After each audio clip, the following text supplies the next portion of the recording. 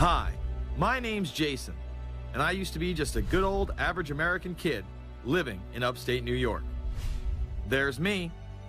I played baseball, mastered Mortal Kombat, went to the prom, said the Pledge of Allegiance every day, and loved my country. I even lived the dream of every American youth, college. Sure, it was a state school, but it also happened to be a party town. Great times all around, right? Well, sort of. I still had to work hard as a pizza guy to make it. And of course, there was school. I had to figure out the computer graphics programs I was working with, as well as attend classes I didn't care about. I certainly didn't know much about geopolitics. Then 9/11 happened and everything changed.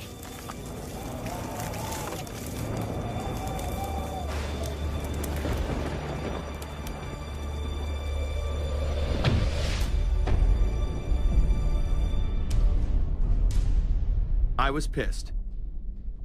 How dare the Muslim extremists massacre all those people? But was it all true? Prior to the invasion of Iraq, something didn't seem right. I then did a startling thing. I actually took a look at what happened that terrible September day. What I found horrified and angered me to such an extent that I took action. We were lied to, and lied to big time. Before I knew it, I went from a normal college student to the political guy at the party to one of the guys that brought you the first internet blockbuster, Loose Change. The film would not only change my life, but countless others as well. If you've ever seen Loose Change, the documentary about September 11th, conspiracy theorist documentary, it is riveting. Oh, like, yeah. you watch it, and by the end, not even the end, 10 minutes in, you're like... You got your car packed, your head... You're just like, oh my God, it's all true. So every place, there's questions coming from this documentary. And you don't have to believe everything in the documentary to still have questions come up. And you look back and you remember what you saw and what you were told, and now you have questions. We got the boogeyman out there. Wow. See, for many years it was communism, then it was the war on drugs, now it's the war on terror. All through our life, we've had to have a boogeyman.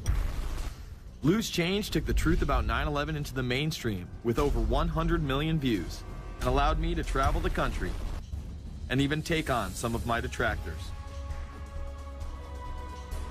The answer is no, they cannot. Jason, I think it's telling that every time you disagree with something, you call the people a liar. I'm not calling anybody a liar, sir. I'm calling you a liar because you are a liar. But if we were lied to about 9/11, then who was really behind it? A lot of people on the web were pointing towards the New World Order, but that was impossible.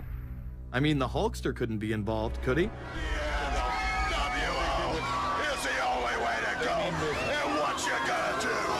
So I set out to find out if the New World Order really existed. And if it did, what was it? Who was involved? And what were their goals? The very word secrecy is repugnant in a free and open society. And we are, as a people, inherently and historically opposed to secret societies, to secret oaths, and to secret proceedings. For we are opposed around the world by a monolithic and ruthless conspiracy. It is a system which has conscripted vast human and material resources into the building of a tightly knit, highly efficient machine. Its preparations are concealed, not published. Its mistakes are buried, not headlined. Its dissenters are silenced, not praised. No expenditure is questioned, no rumor is printed, no secret is revealed. Some cringe when they hear the term New World Order, despite all of these prominent people using it.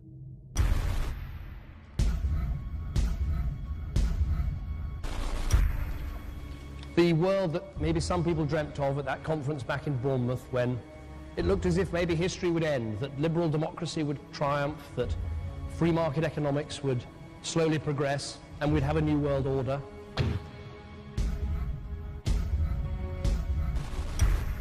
And together they helped to create, were the principal leaders in creating, a new world order and a winning strategy in the Cold War.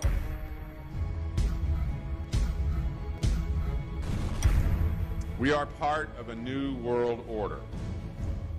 And as the recently departed Admiral William J. Crowe once said, it's long on new and it's short on order.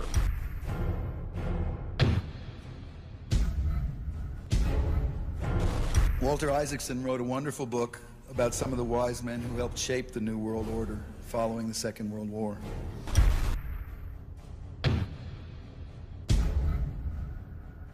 As we devise a way forward in Iraq, I urge the international community to embrace its responsibility for creating that new world order. A new world order based upon collective action.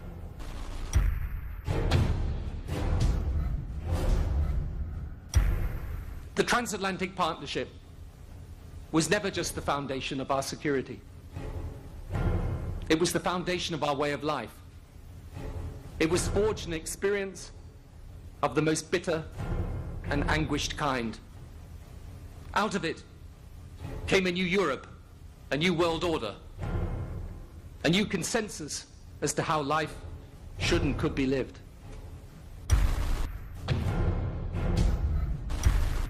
And just like that, it was gone. It was a new world order. That's what President George H. Bush said. Harvard historian Francis Fukuyama pronounced the end of history.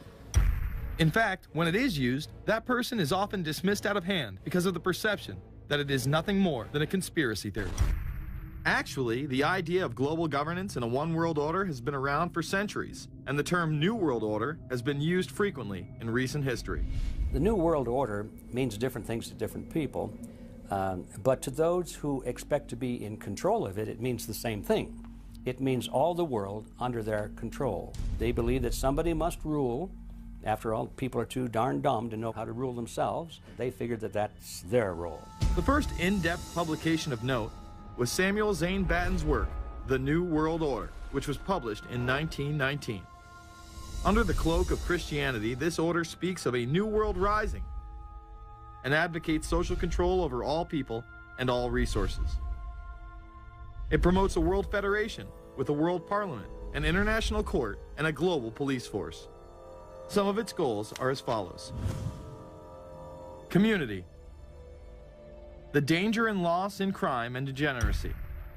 The determination to make community life safe, sanitary, wholesome, and moral. Industrial.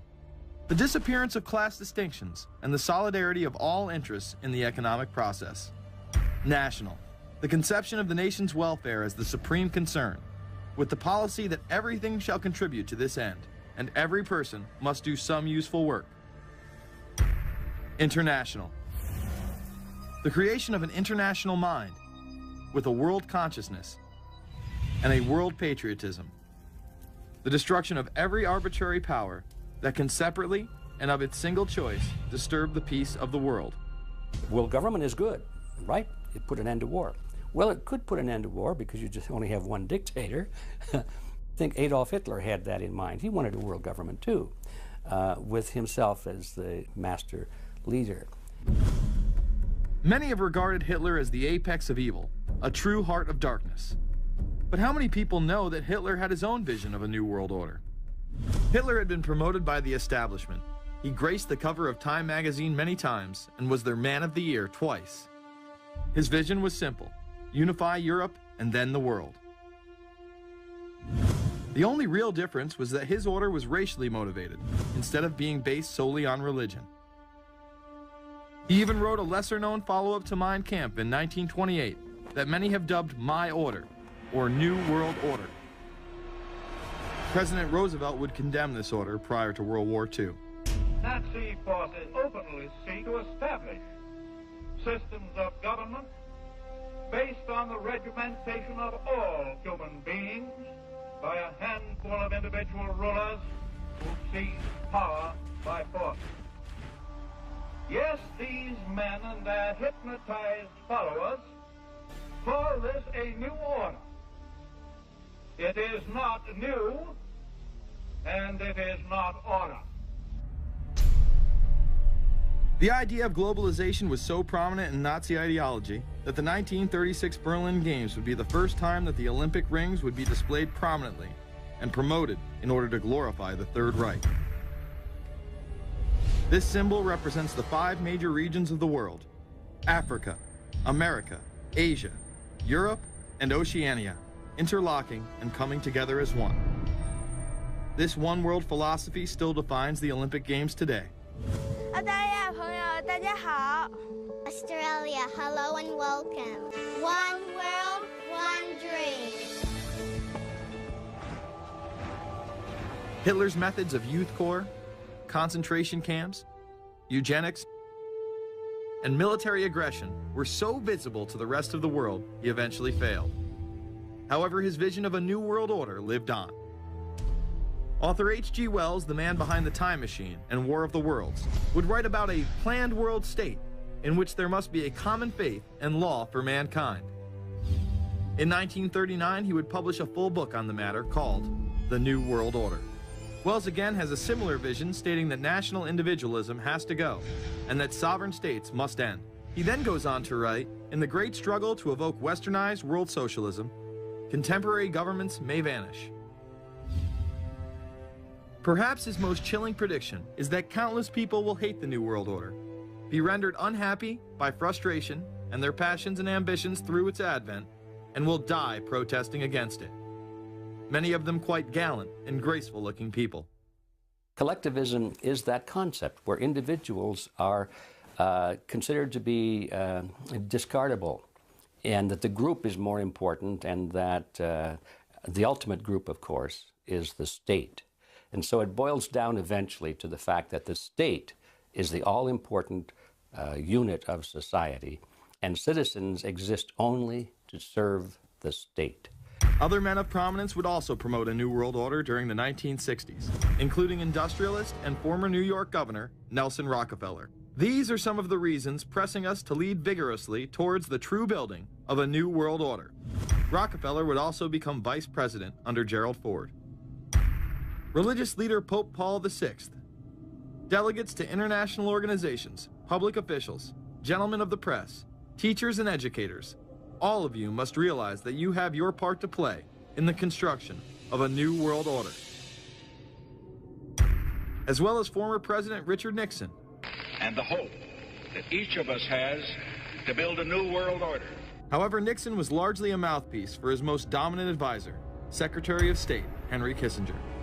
Kissinger may be the most vocal proponent for a New World Order of his era. He has called for it time and time again, in policy papers, meetings, and interviews. Time magazine recognized both Nixon and Kissinger as Men of the Year after announcing their New World Order in China. However, they were working on it long before. In these once classified documents, they both discussed the new order with the president of Indonesia. Mainstream media was even critical of Kissinger's vision in the early 70s. In ragged, spasmodic fashion, a new world order is coming into being, but it looks less and less like the world order that Mr. Kissinger had constructed in his own mind. Kissinger's New World Order would fall under the radar for some time. However, it saw a vast revival during the first Bush administration. Here is Brent Scowcroft, former vice chairman of Kissinger Associates and former national security advisor under both Ford and Bush Sr., as he discusses the New World Order. Looking at the subtitle this morning, Are We Ready for the New World Order? Gives me something of the shudders. That phrase, New World Order, I'm afraid I'm partly responsible for resurrecting.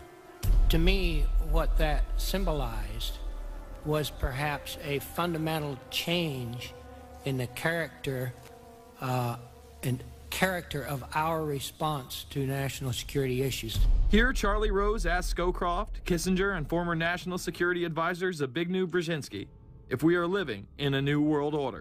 Where are we as we think about this time in American foreign policy? Are we at a special moment which is being redefined? Or are we creating a new world order? We're at a moment when the international system is in a period of change like we haven't seen for several hundred years. In some parts of the world, the nation state on which the existing international system was based is either giving up its traditional aspects, like in Europe, or as in the Middle East. George H.W. Bush would campaign for a New World Order like no other president before him. He would openly discuss it during his State of the Union address. What is at stake is more than one small country. It is a big idea, a new world order, where diverse nations are drawn together in common cause to achieve the universal aspirations of mankind. Again, a unified Europe was a major goal in creating this order. With few exceptions, the world now stands as one.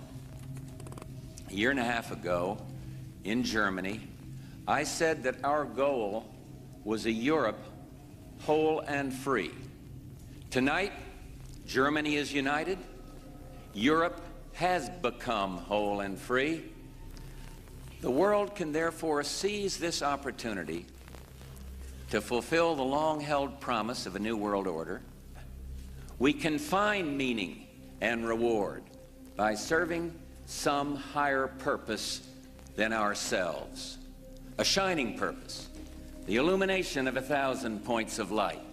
Bush Sr. and his administration would tour and promote this agenda across the board at any given opportunity. The President has spoken often of a new world order. And we have an unprecedented opportunity to build a new era of peace and prosperity here and abroad, to build a new world order. It's my understanding, I think that the President, and I don't know the context of how it came up in his speech last night in New York, said that China must be a part of the new world order. I guess I would like to ask you how you envision China fitting into the new world order. It is a country that we are going to have relationships with by virtue of its geopolitical importance. American officials say breaking down regional and national barriers to the flow of goods and services would represent a spectacular benefit to economies around the world. We are building a new world order. Bush would actually make a commencement address at Maxwell Air Force Base declaring the birth of this order. And that's why I wanted to speak to you today about the new world taking shape around us, about the prospects for a new world order now within our reach. In the coming weeks, I'll be talking in some detail about the possibility of a new world order emerging after the Cold War. But today, I want to discuss another aspect of that order. You see, as the Cold War drew to an end, we saw the possibilities of a new order in which nations work together. It refers to new ways of working with other nations to deter aggression and to achieve stability. As old threats recede, new threats emerge. The quest for the new world order is in part a challenge to keep the dangers of disorder at bay. We must build on the successes of Desert Storm to give new shape and momentum to this new world order. Only when this transformation is complete will we be able to take full measure of the opportunities presented by this new and evolving world order. The new world order really is a tool for addressing a new world of possibilities. This order gains its mission and shape not just from shared interests, but from shared ideals. After the Gulf War had ended, Bush was so obsessed with the idea of a new world order that he had a series of Glocks imprinted with the term that he would give to members of his administration, including Colin Powell, Brent Scowcroft, Dick Cheney, and General Norman Schwarzkopf. Cheney would even approve policy papers regarding the New World Order. Defense Secretary Dick Cheney has approved a revised draft of a policy document on the New World Order. The Pentagon is backing off a controversial earlier draft and has abandoned a one superpower strategy. The final document puts more emphasis on international alliances and organizations. This would become an unprecedented time period for people all over the globe to discuss at length what the New World Order meant to them. People within the media, Does anybody want to talk about the New World Order? Is there a New World Order out there, or is this a vision that exists in the... He does have his vision, there's no doubt about that. But does that exist in the president's mind, or does it exist out there in reality? This president sees this episode as the first test case, as the first example for the New World Order he is trying to organize. Some people have called it the New World Disorder, and there's a lot of truth to that.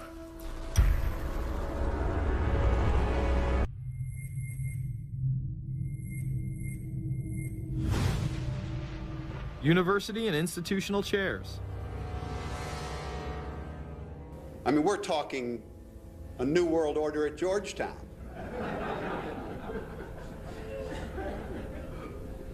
And we'd like to be very much a part of it and continue to live.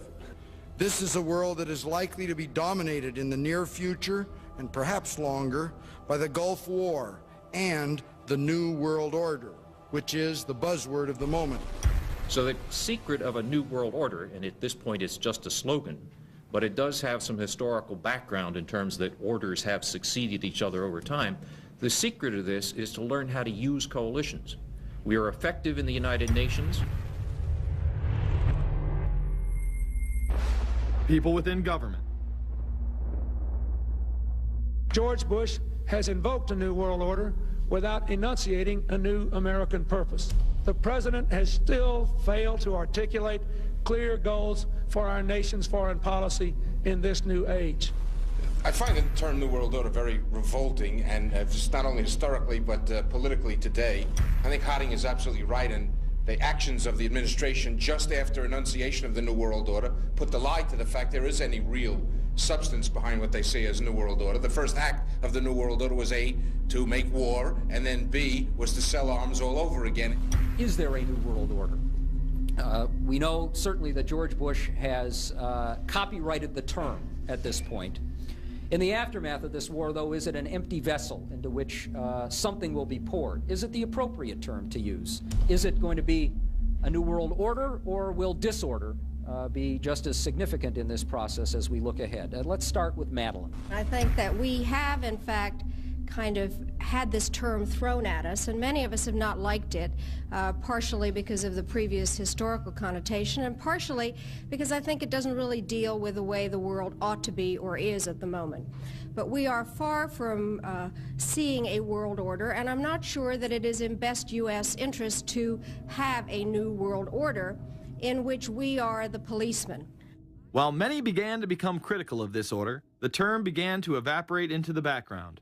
We are very, very skeptical of an international order if we are not sure how the rules will be made, because thus far the international order has been made with rules that we had no input into and that affect us, and even when on the few occasions when the rules will seem to favor us, then they get changed. A unipolar world, a world of one superpower, may be quite dangerous for us. The New World Order under the United Nations would mean, among other things, an end to our God-given rights given us and secured by the Constitution. The New World Order, which now has been called by some the New World Disorder, and by some people on the of a more liberal persuasion, the taking over of the world by the Council on Foreign Relations, the Trilateral Commission, and the UN to put us all in slavery. But what are these organizations? Who founded them? And what are the stated goals of each? Before we begin with the Council on Foreign Relations, let's delve further into history to understand roundtable groups and their origins. Its roots go way, way back in history, and they go back to the formation of a secret society, a secret organization that was created by Cecil Rhodes, a very powerful and very wealthy individual. And people have heard about him in history, and they know about the Rhodes Scholarship, and they think, well, isn't that nice? They don't understand at all what that's all about. Cecil Rhodes, when he died, left his great fortune not to his family, not to his heirs, but for the creation of a secret society. And we know about this because there were some people very intimately involved with this organization who wrote about it. One of the best authors on this topic is Professor Carroll Quigley. He wrote several books, and Tragedy and Hope is the best known of his. He described in detail this secret organization created by Cecil Rhodes, and he explains in these books he knows about them because he was invited by the organization into its inner circle. He was never a member of it, but he was invited in as their historian, and he was allowed to see their secret records and papers and study them for several years. And he knew all the important players, and he understood what it was about, and so he wrote these books. It's an amazing thing because he laid out in great detail what the purpose of the organization was and how they were the major players in all of the big international events since and including World War I. The bottom line is that you take the roots of that organization and you find out that they created in all of the British dependencies what they call roundtable groups. And then around those little roundtable groups, they created front groups. And the purpose of these front groups and roundtable groups was to penetrate into the governments of all of these different countries, to penetrate into the media centers, to penetrate into the educational systems. In other words, to penetrate into the social fabric, the power centers of society, and literally take them over from the inside without anybody being aware that they were controlling influence. After World War I, the International League of Nations arose as a precursor to the United Nations in 1919, under what seemed to be the vision of President Woodrow Wilson and his 14 points. The League of Nations was the first attempt at the New World Order, the first attempt at a global government based on the model of collectivism. And it was the brainchild of the elitists, the ancestors of the very people who are still working on this project. They're collectivists, the very wealthy people. They're the ones in this country who dominated the powerful tax-exempt foundations, like the Carnegie Endowment Fund for International Peace, the Rockefeller Funds, the Ford Foundation, and groups like that. These people were on record, even way back then, that they had to have a new world government, and they dreamed of that being embodied in the League of Nations. And they were solidly behind it. And that was one of the reasons those people encouraged the United States into World War I, was because of the crisis of World War I, and that would also condition Americans to thinking of making big changes in their system, because we certainly don't want another war like that, do we? There's that fear angle again. And they thought, well, by being in World War I, then we would be a major participant at the table to carve up the world and create a new world government. And that was to be the League of Nations. Well, what happened to it is that the American people didn't really go for it. Wilson was aware of the elite and their control over society. In his book, The New Freedom, published in 1913, he discussed such a group. Since I entered politics, I have chiefly had men's views confided to me privately. Some of the biggest men in the United States, in the field of commerce and manufacture, are afraid of something. They know that there is a power somewhere so organized, so subtle, so watchful, so interlocked, so complete, so pervasive, that they better not speak above their breath when they speak in condemnation of it. Ultimately, this insight did not spare him from becoming yet another puppet of the global elite. You're watching Invisible Empire, A New World Order Defined. I'm Alex Jones, the producer of this film.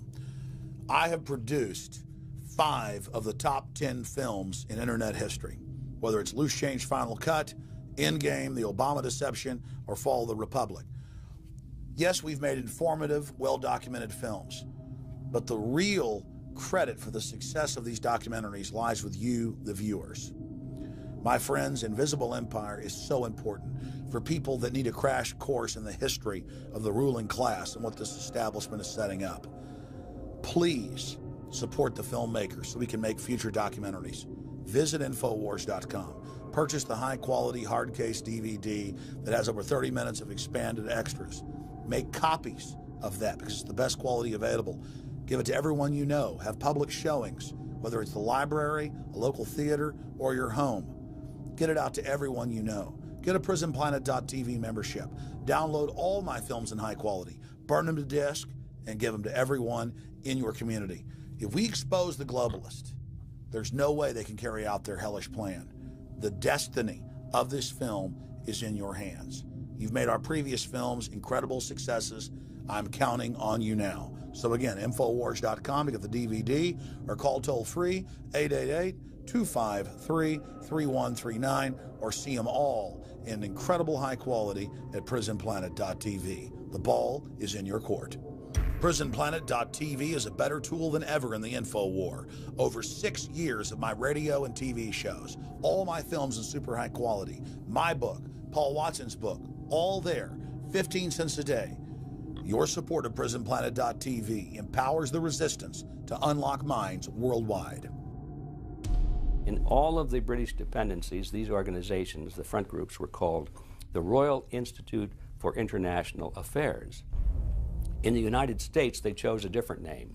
They chose the Council on Foreign Relations, but it held exactly the same relationship to this inner society of Cecil Rhodes. Among the charter members were W. Averill Harriman of Union Banking, then President of the United States Woodrow Wilson's main advisor, Colonel Edward Mendell House, John D. Rockefeller, the founder of Standard Oil, banking mogul J.P. Morgan, and prominent bankster Paul Warburg. Well, the Council on Foreign Relations exists today. It's probably the most powerful single organization in America. Many observers, including myself, believe that it is the hidden government of the United States.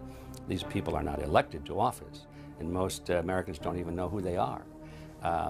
But they are holding all of the important positions in society. There are only about 4,000 of them in the United States, but I don't care what organization you want to look at, whether it's government, or whether it's universities, or the large media centers, or whatever it is. You look at the people at the tops of those organizations, the owners, the managers, the CEOs, the board of directors, and I'm going to say probably 80 to 90% of the great power centers of America are dominated by just those 4,000 people who are members of the Council on Foreign Relations. Throughout its history, it would contain extremely influential and powerful individuals in finance, business, media, and politics. Former presidents of the United States include Richard Nixon, Gerald Ford, Jimmy Carter, and William Jefferson Clinton. Currently, Barack Obama claims not to be a member, but has spoken in front of the Council and has had his writings published in the Council's magazine, Foreign Affairs.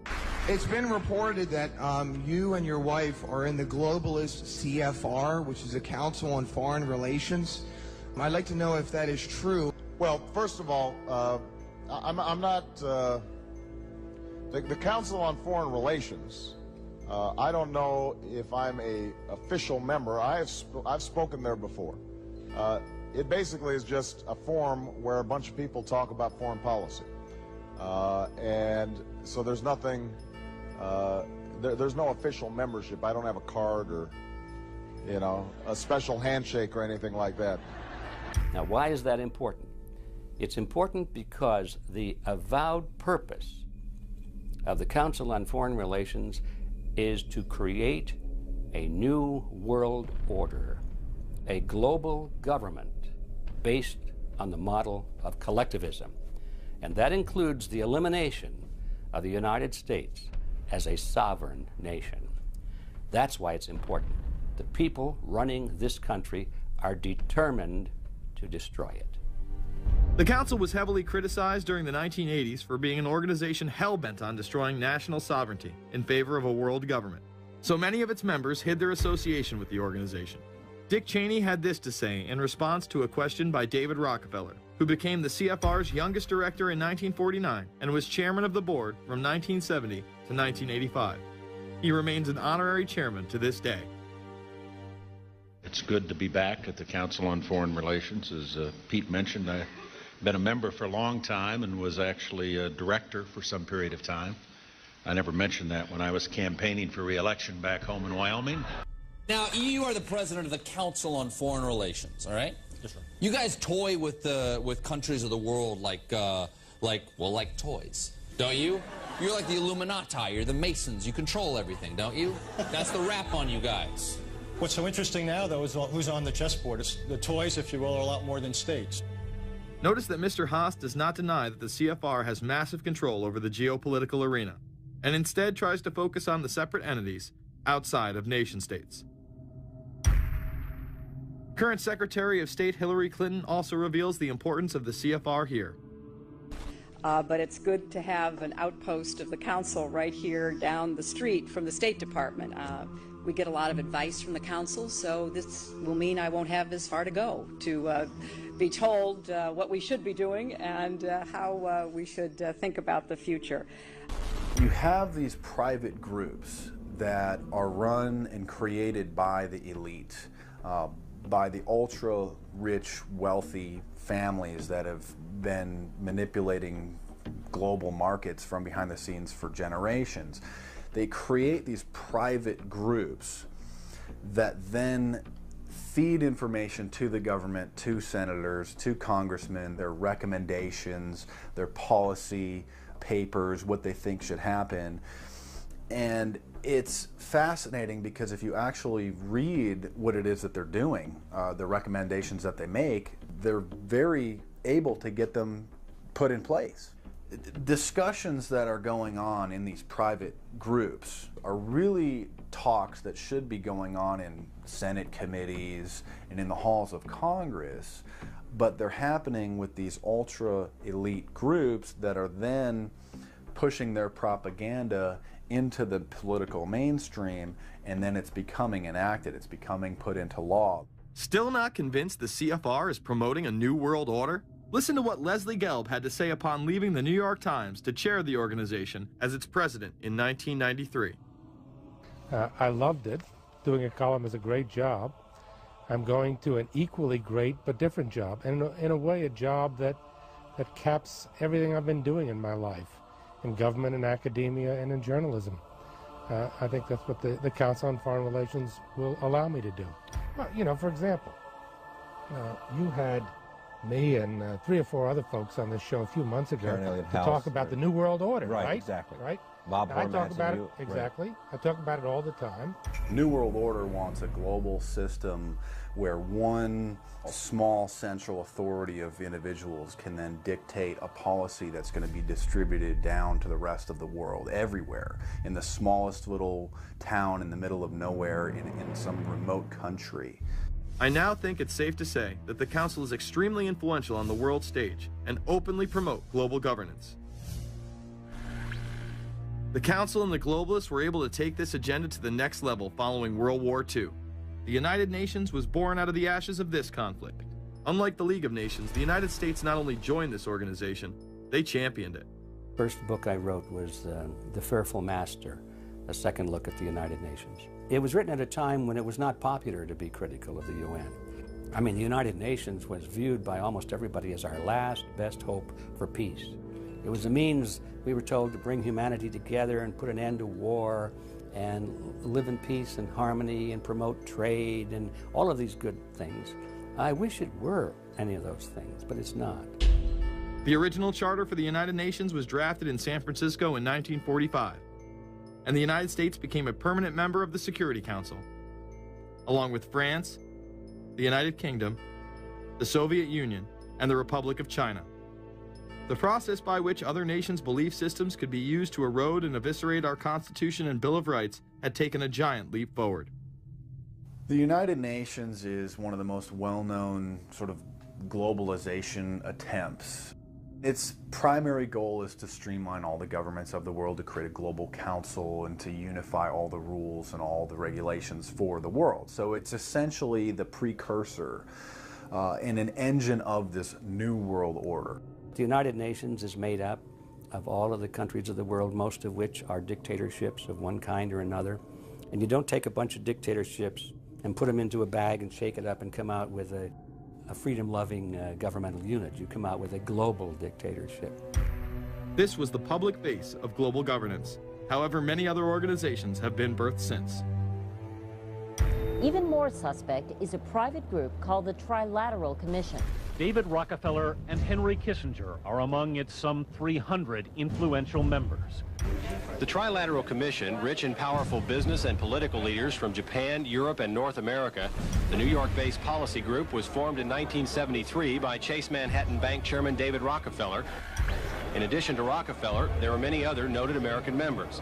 Among them, economist Alan Greenspan, former Defense Secretary Harold Brown. George Bush was once a member, but resigned last year before his unsuccessful presidential campaign.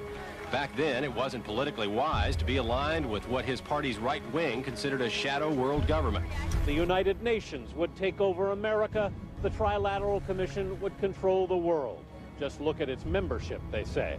Current and former members include Presidents Clinton, Bush, and Carter. Names like Brzezinski, Christopher, Kissinger, and Schultz. And top executives of ITT, Xerox, Exxon, and Nations Bank. Although this group with only 300 members seems to be at the apex of the power structure, there is yet another group formed in 1954 that is even smaller in number and has a greater influence on world events. Meet the Bilderberg Group. This elite group meet annually around the globe. There is a core group of members who have attended every year for decades, such as David Rockefeller, Henry Kissinger, and Queen Beatrix of the Netherlands. These members invite others who are politically and socially relevant at the time. Each year, around 140 people are in attendance. Real quick, I asked Hillary this question. In 2004, you attended a meeting in Italy called the Bilderberg Group. I just want to know what you were doing out there, what that was all about. If she lied to me and told me she didn't go, I figured you might tell me the truth. All I did was go. They had a Republican and a Democrat. Republican was... I gave like a 20-minute talk on the presidential election. Did it have anything to do with being John Kerry's running mate? Did you talk about that at all? No, because I wasn't his running mate. Okay. I happened to be in Europe then on my way to Russia. I was invited to go to Bilderberg by Vernon Jordan, a friend of mine and a genuine hero of the civil rights movement. And to the best of my knowledge, NAFTA was not discussed by anybody in my presence. Documents released by the group in 2001 reveal that in September of 1955, the group met in Germany and covertly outlined the idea of a European Union. Section E, European Unity, discusses the general support for European integration and unification, and the idea to unify Germany once again with the rest of Europe under a common marketplace. Belgian Viscount and current Bilderberg chairman Etienne Davignon told the EU Observer in 2009 that the next Bilderberg meeting could improve understanding on future action in the same way it helped create the euro in the 1990s. This illustrates the patience, vision, and reach of this organization. It was able to promote and establish both the European Union and a European currency over the course of just under 40 years, incrementally. One of the things that the elitists discussed back at the turn of the century when they were talking about how do you convert the United States into a collectivist system was the fact that you can't do it quickly. You have to let people get used to it incrementally, because any major change would be rejected. The 1957 Conference of Rome, where the Common Market Treaty, providing for free trade in all products, was at last signed. 6 nations, France, Germany, Italy, Belgium, Holland, and Luxembourg, agreed to remove all mutual barriers to trade within 12 to 15 years, the embryo of a political union which they proclaimed to be their ultimate objective.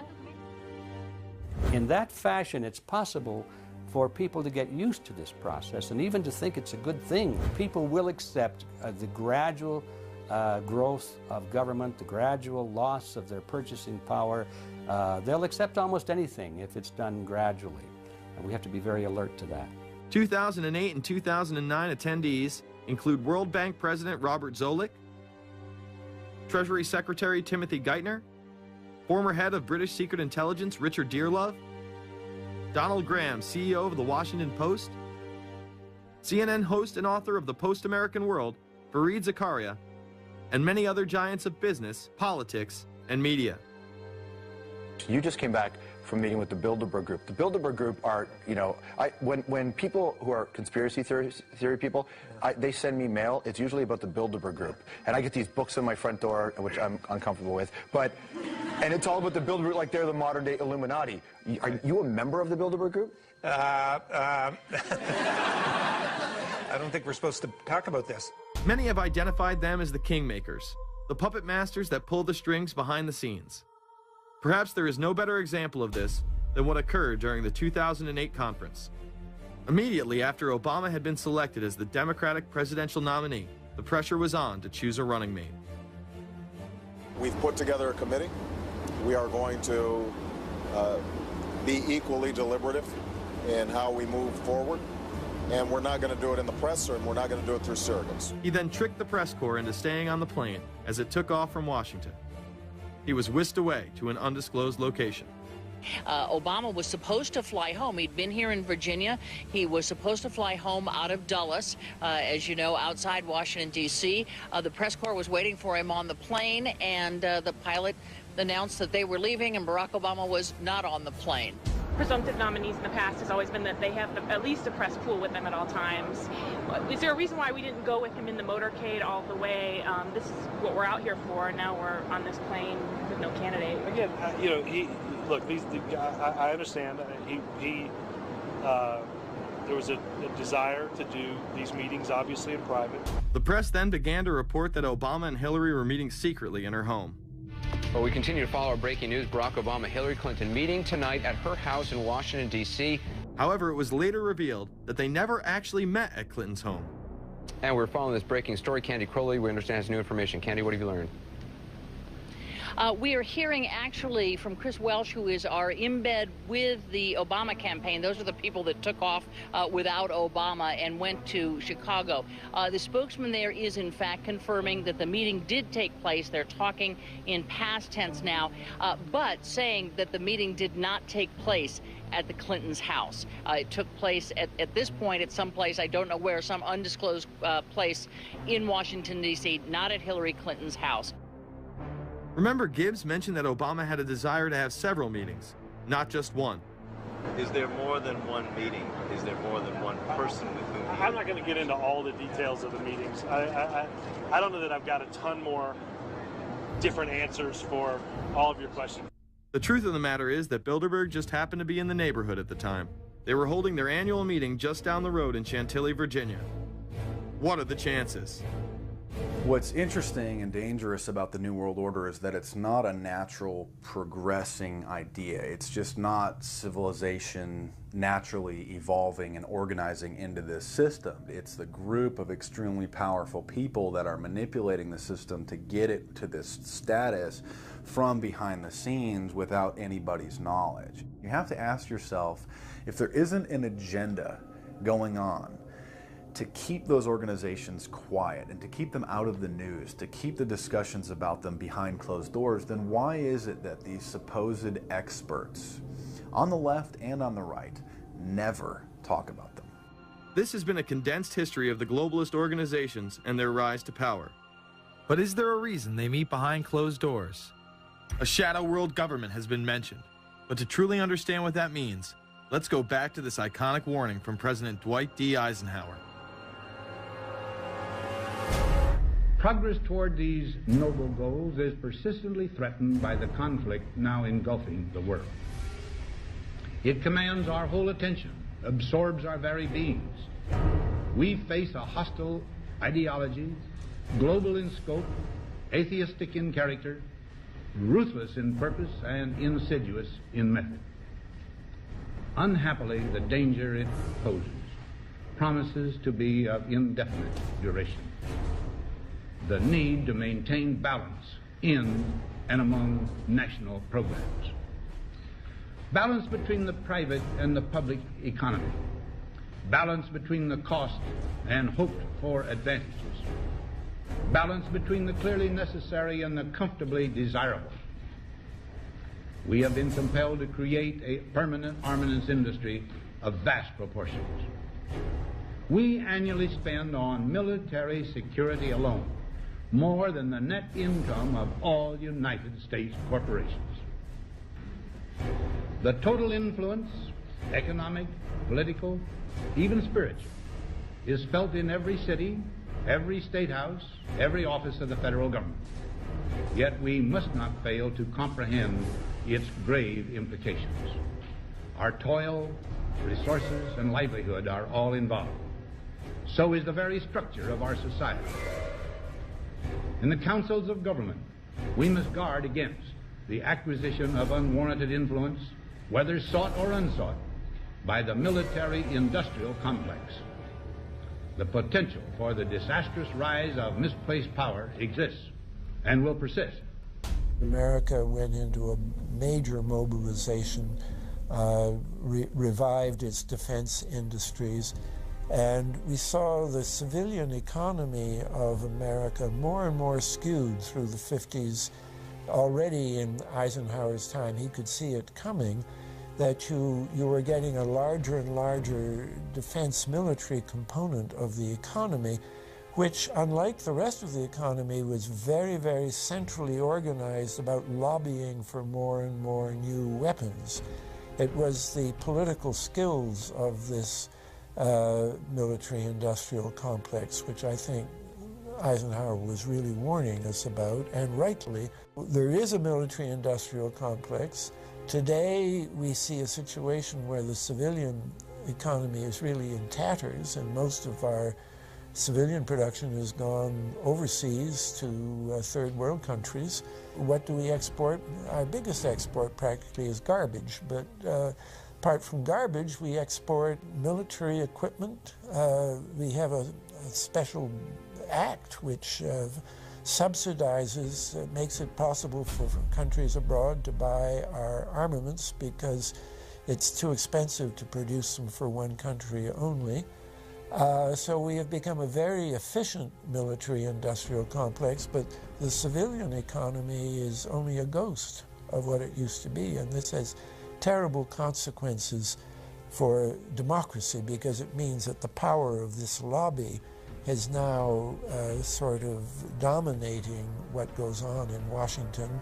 Through multinational corporations, global intelligence networks, out-of-control banksters, all under the veil of national security and black operations, the global elite have consolidated power on a massive scale over the last several decades. You see, global corporations not only fund and develop large technological and military projects here and abroad, they also own the consumer industry and production, as well as all of the important media. By owning the vast majority of what we hear and see on a daily basis, we have been manipulated on a mass scale as to regards to what we believe and desire, both socially and politically. Edward Bernays, the nephew of world-famous psychoanalyst Sigmund Freud, would study group dynamics and become the father of public relations. He authored the book Propaganda in 1928. In it, he described how to intelligently and consciously manipulate the habits and opinions of the masses within a democratic society. He went on to state that those who harness this unseen mechanism of society constitute an invisible government and are the true ruling power. It is they who pull the wires which control the public mind, who harness old social forces and contrive new ways to bind and guide the world.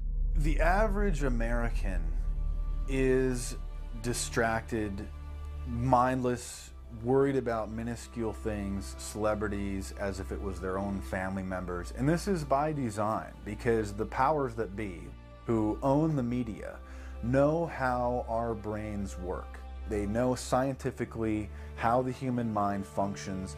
They know about sociology, and they are using the media, and have used the media for decades now, to entertain people with issues that don't really matter. When you have the big news networks covering celebrity issues as if it's the most important thing, it becomes the most important thing. And this is not by accident. This is to keep us out of the way. Because if you're worried about the latest celebrity death or the latest celebrity couple or the celebrity breakup or your sports team having a shot at the Super Bowl or the World Series, there's so much information about those issues that can be discussed that will mesmerize people, and they won't know or care about the real issues that are out there. Well, I think this is just one more piece of evidence of the degree to which the media, supposedly the watchdogs, has become the gatekeeper of the system. Mainstream media are, first of all, nearly all of them corporations, nearly all of them now publicly held, part of the whole Wall Street financial system that they're supposed to report about objectively, but they can't. They, right now, in October of 2009, they are celebrating the recovery of the biggest banks in New York and saying that the recession is over. Of course, there are a few problems, like foreclosures are going on, unemployment is rising.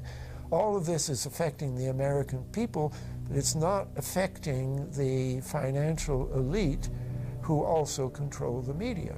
Bernays successfully identified the invisible empire which controlled the minds of men. So as the populace is mesmerized and hypnotized by powerful behind-the-scenes forces, as they are distracted by the latest celebrity scandal, the newest cell phone, and their favorite sports team, this network disguises itself, remaining in the shadows. Despite the elite utilizing Bernays' methods, in conjunction with the military-industrial complex they had erected, a modern arm of this organization was exposed in what came to be known as the Iran-Contra scandal.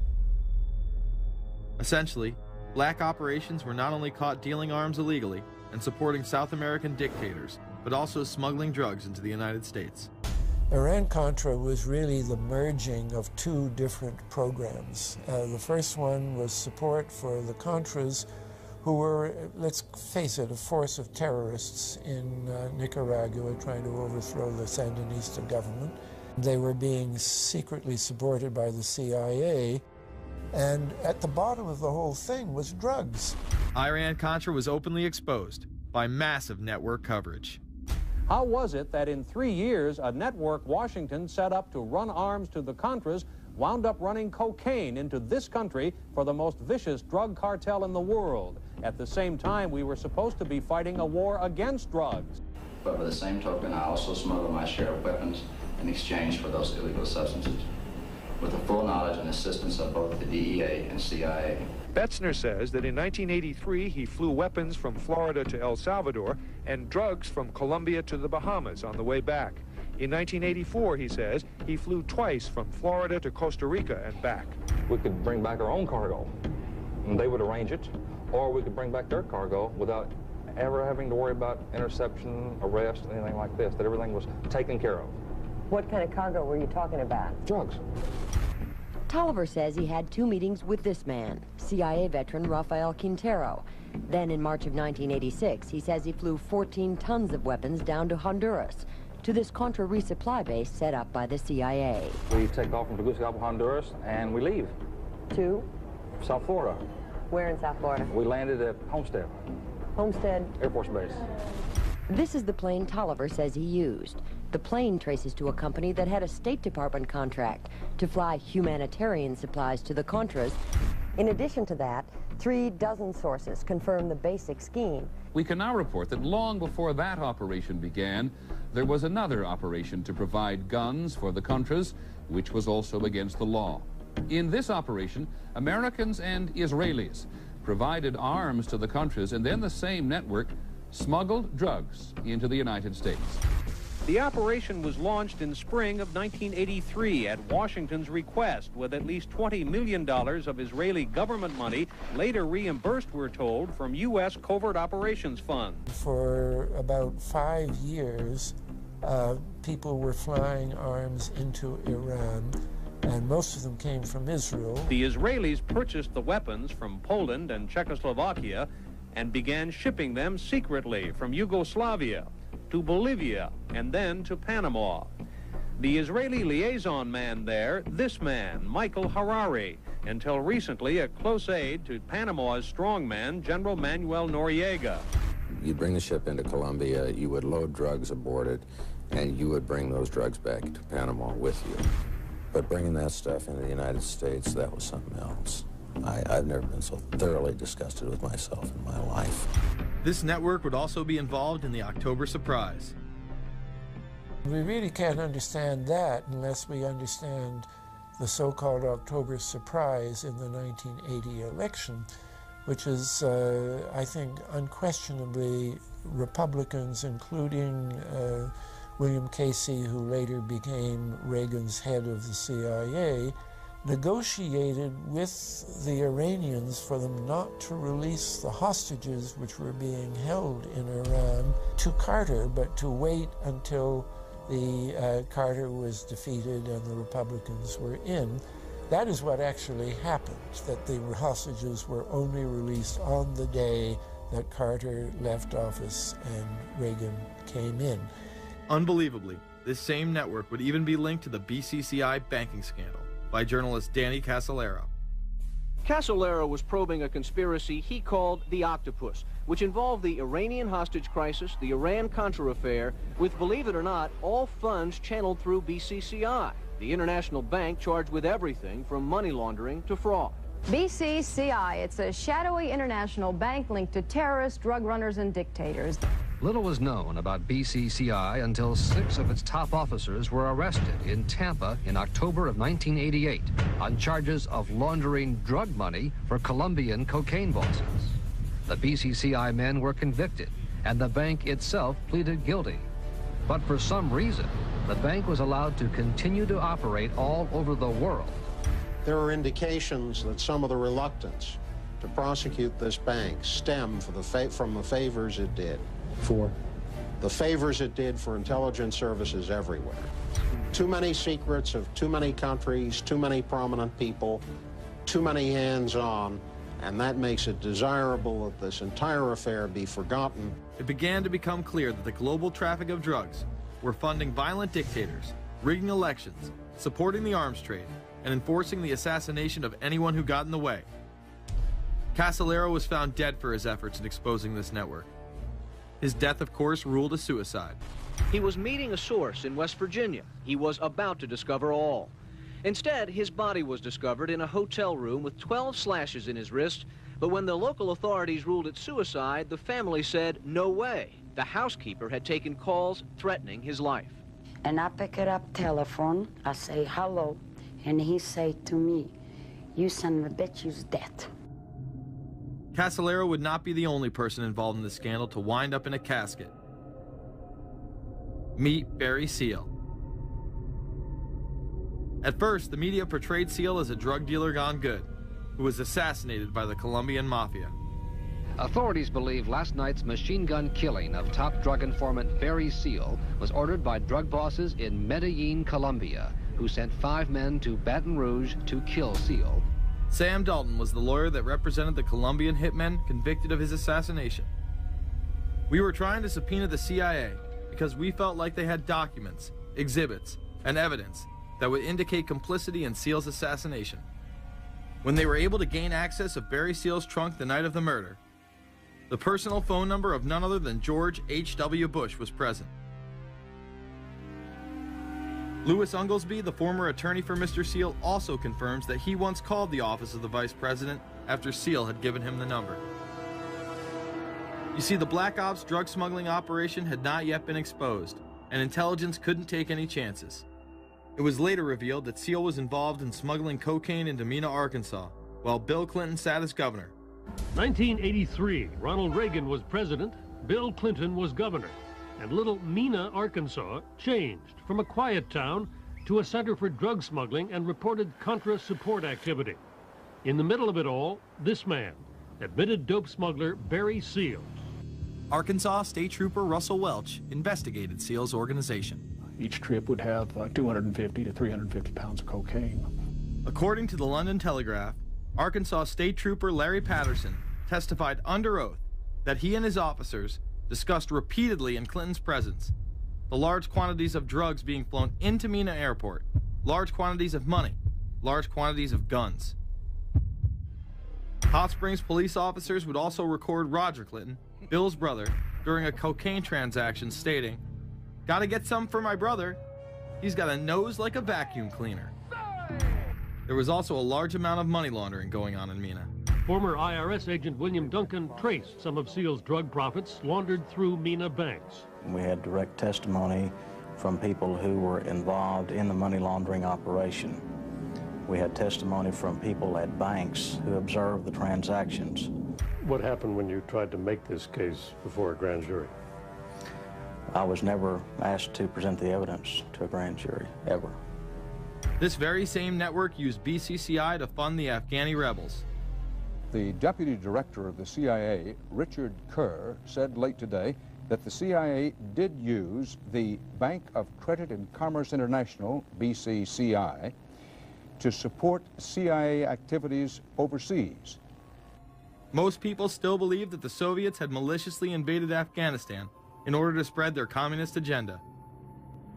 The Al-Qaeda was essentially a kind of a byproduct of Brzezinski's campaign to embarrass the Soviet Union in Afghanistan.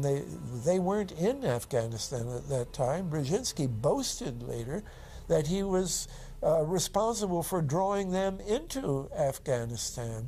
And he did this extraordinary interview with Le Nouvel Observateur in France, and they said, but aren't you worried that you've created this whole new force of Al-Qaeda? And he said, oh, what's more important, a few crazed Islamists or the fall of the Berlin Wall?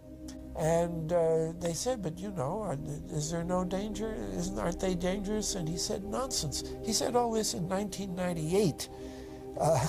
So I knew Brzezinski at McGill University. We were students together and took very small classes together. And in some ways he's bright, and in some ways he's kind of nuts. And he had the kind of nuttiness that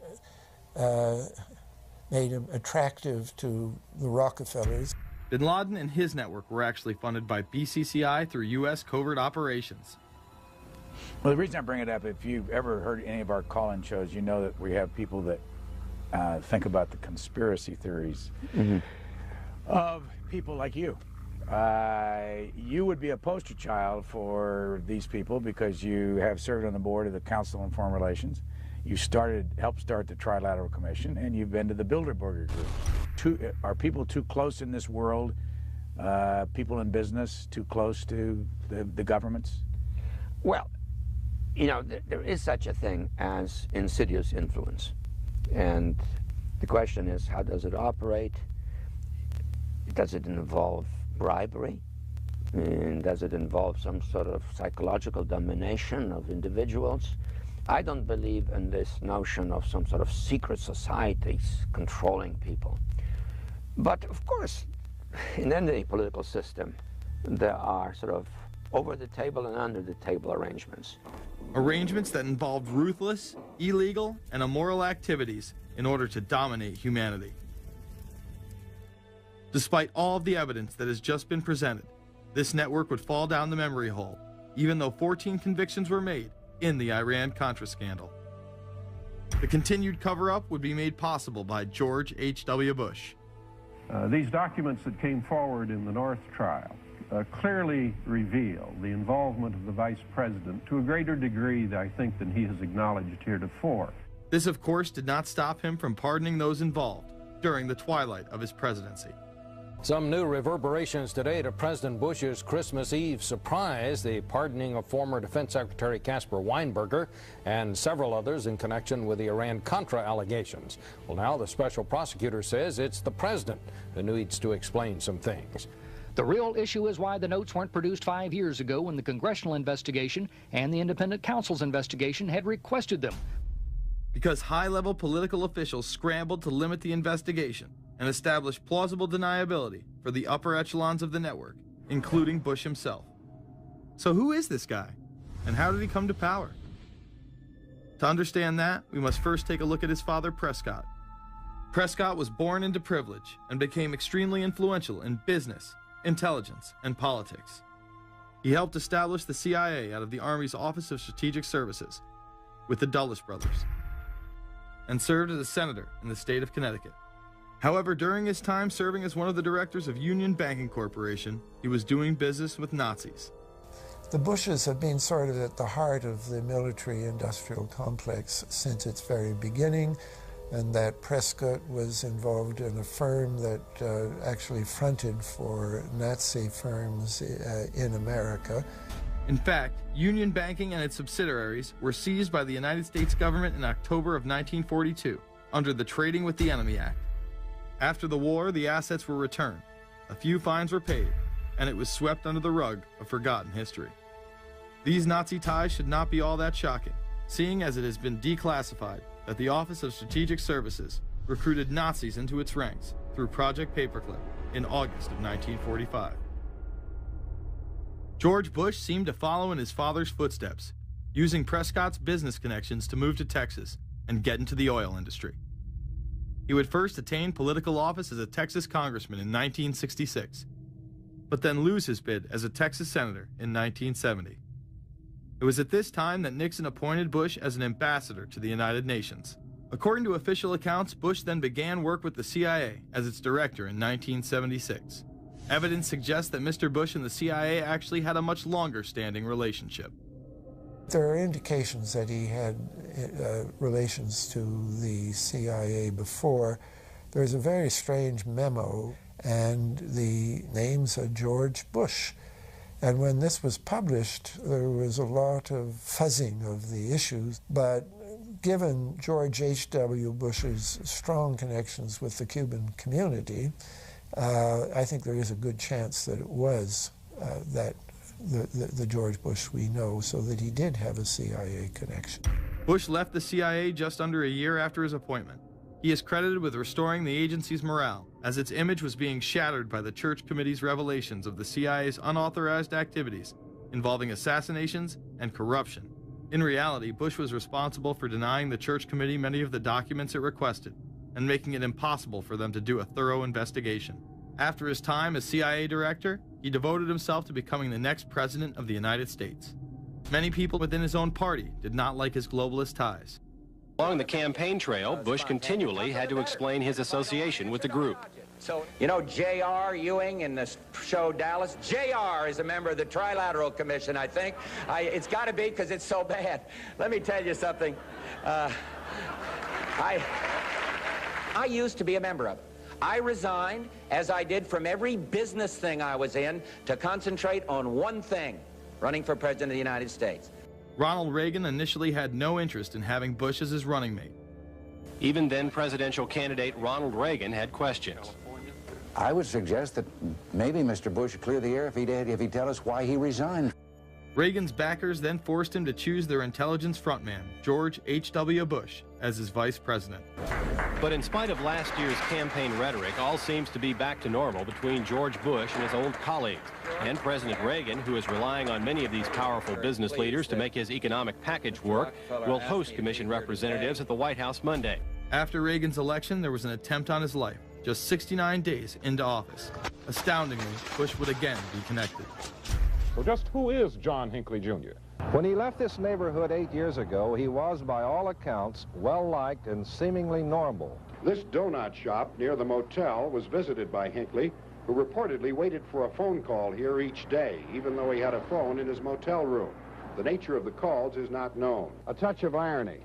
The young man walking with the elder Hinckley is 30-year-old Scott Hinckley, John Jr.'s brother. He and Vice President Bush's son, Neil, are friends. They had planned to have dinner together in Denver tonight. The plans have been canceled. We were told Hinckley was a madman acting alone. If that was the case, why was he making phone calls from a payphone down the road instead of his hotel room? Why was the would-be assassin's brother a family friend of the man who stood to gain the presidency? While Reagan led the nation in the public eye, Bush exploited his power through the largely unknown Continuity of Government Directive. In the United States federal government, there is a super-secret agency which controls this shadow government. The National Program Office allowed Bush and his network to attain executive emergency powers. Ronald Reagan authorized the National Program Office when he signed a top-secret directive in 1982. Oliver North was one of the key officers responsible for the program's startup. Under the NPO's direction, 4 agencies were charged with execution of the Doomsday Plan: the CIA, the Departments of State and Defense, and the Federal Emergency Management Agency. An effort was being made to consolidate continuity of government programs across several major departments of the government under one office. After 8 years of secret wars, covertly sponsored revolution and assassination had advanced globalist interests and allowed Bush to achieve his lifelong dream by becoming the 43rd President of the United States. The fall of the Soviet Union left the United States as the sole superpower in the world. The Wolfowitz Doctrine stated, "We must maintain the mechanism for deterring potential competitors from even aspiring to a larger regional or global role." The New World Order was on display with the first Gulf War and the creation of a European Union. After losing to his crony Bill Clinton, he faded into the background as the agenda for a New World Order marched forward. After 1989, President Bush said, and it's a phrase that I often use myself, that we needed a New World Order. We have just exposed many of the globalist operations, including drug dealing, funding terror, dealing arms, and taking over the United States government by stealth. Whenever these agendas were threatened, those who opposed them ended up dead.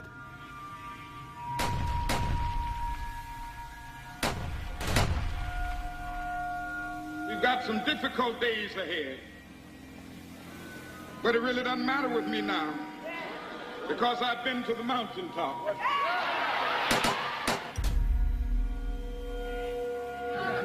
My thanks to all of you, and now it's on to Chicago, and let's win there. Thank you very much. Gave a paper about all three of the big assassinations in the 60s, which was John F. Kennedy, Bobby Kennedy, and Martin Luther King. And there are certain common denominators. I call these events deep events. We've become accustomed to the idea that every now and then something is going to happen, and we just know from the beginning we're not going to get to the bottom of it. And the more they happen, the more reconciled we've become to this state of affairs. In 1978, the House Select Committee on Assassinations could not ignore there was a conspiracy in regards to the assassination of John F. Kennedy and Martin Luther King Jr. Good evening. A congressional committee has concluded that President John Kennedy and civil rights leader Martin Luther King Jr., both of them, were probably killed as the result of conspiracies. The House Assassinations Committee wound up its 2-year study by recommending that the Justice Department look into both cases. In the assassination of Dr. Martin Luther King, the committee concluded the likelihood of conspiracy. The committee's summary of findings says President Kennedy was probably assassinated as a result of a conspiracy, that its evidence establishes a high probability that 2 gunmen fired at the motorcade. The committee concluded that President Kennedy did not receive adequate Secret Service protection in Dallas, that the CIA was deficient in sharing information before and after, that the Justice Department and Warren Commission failed to pursue possible conspiracies and made their conclusions too definite.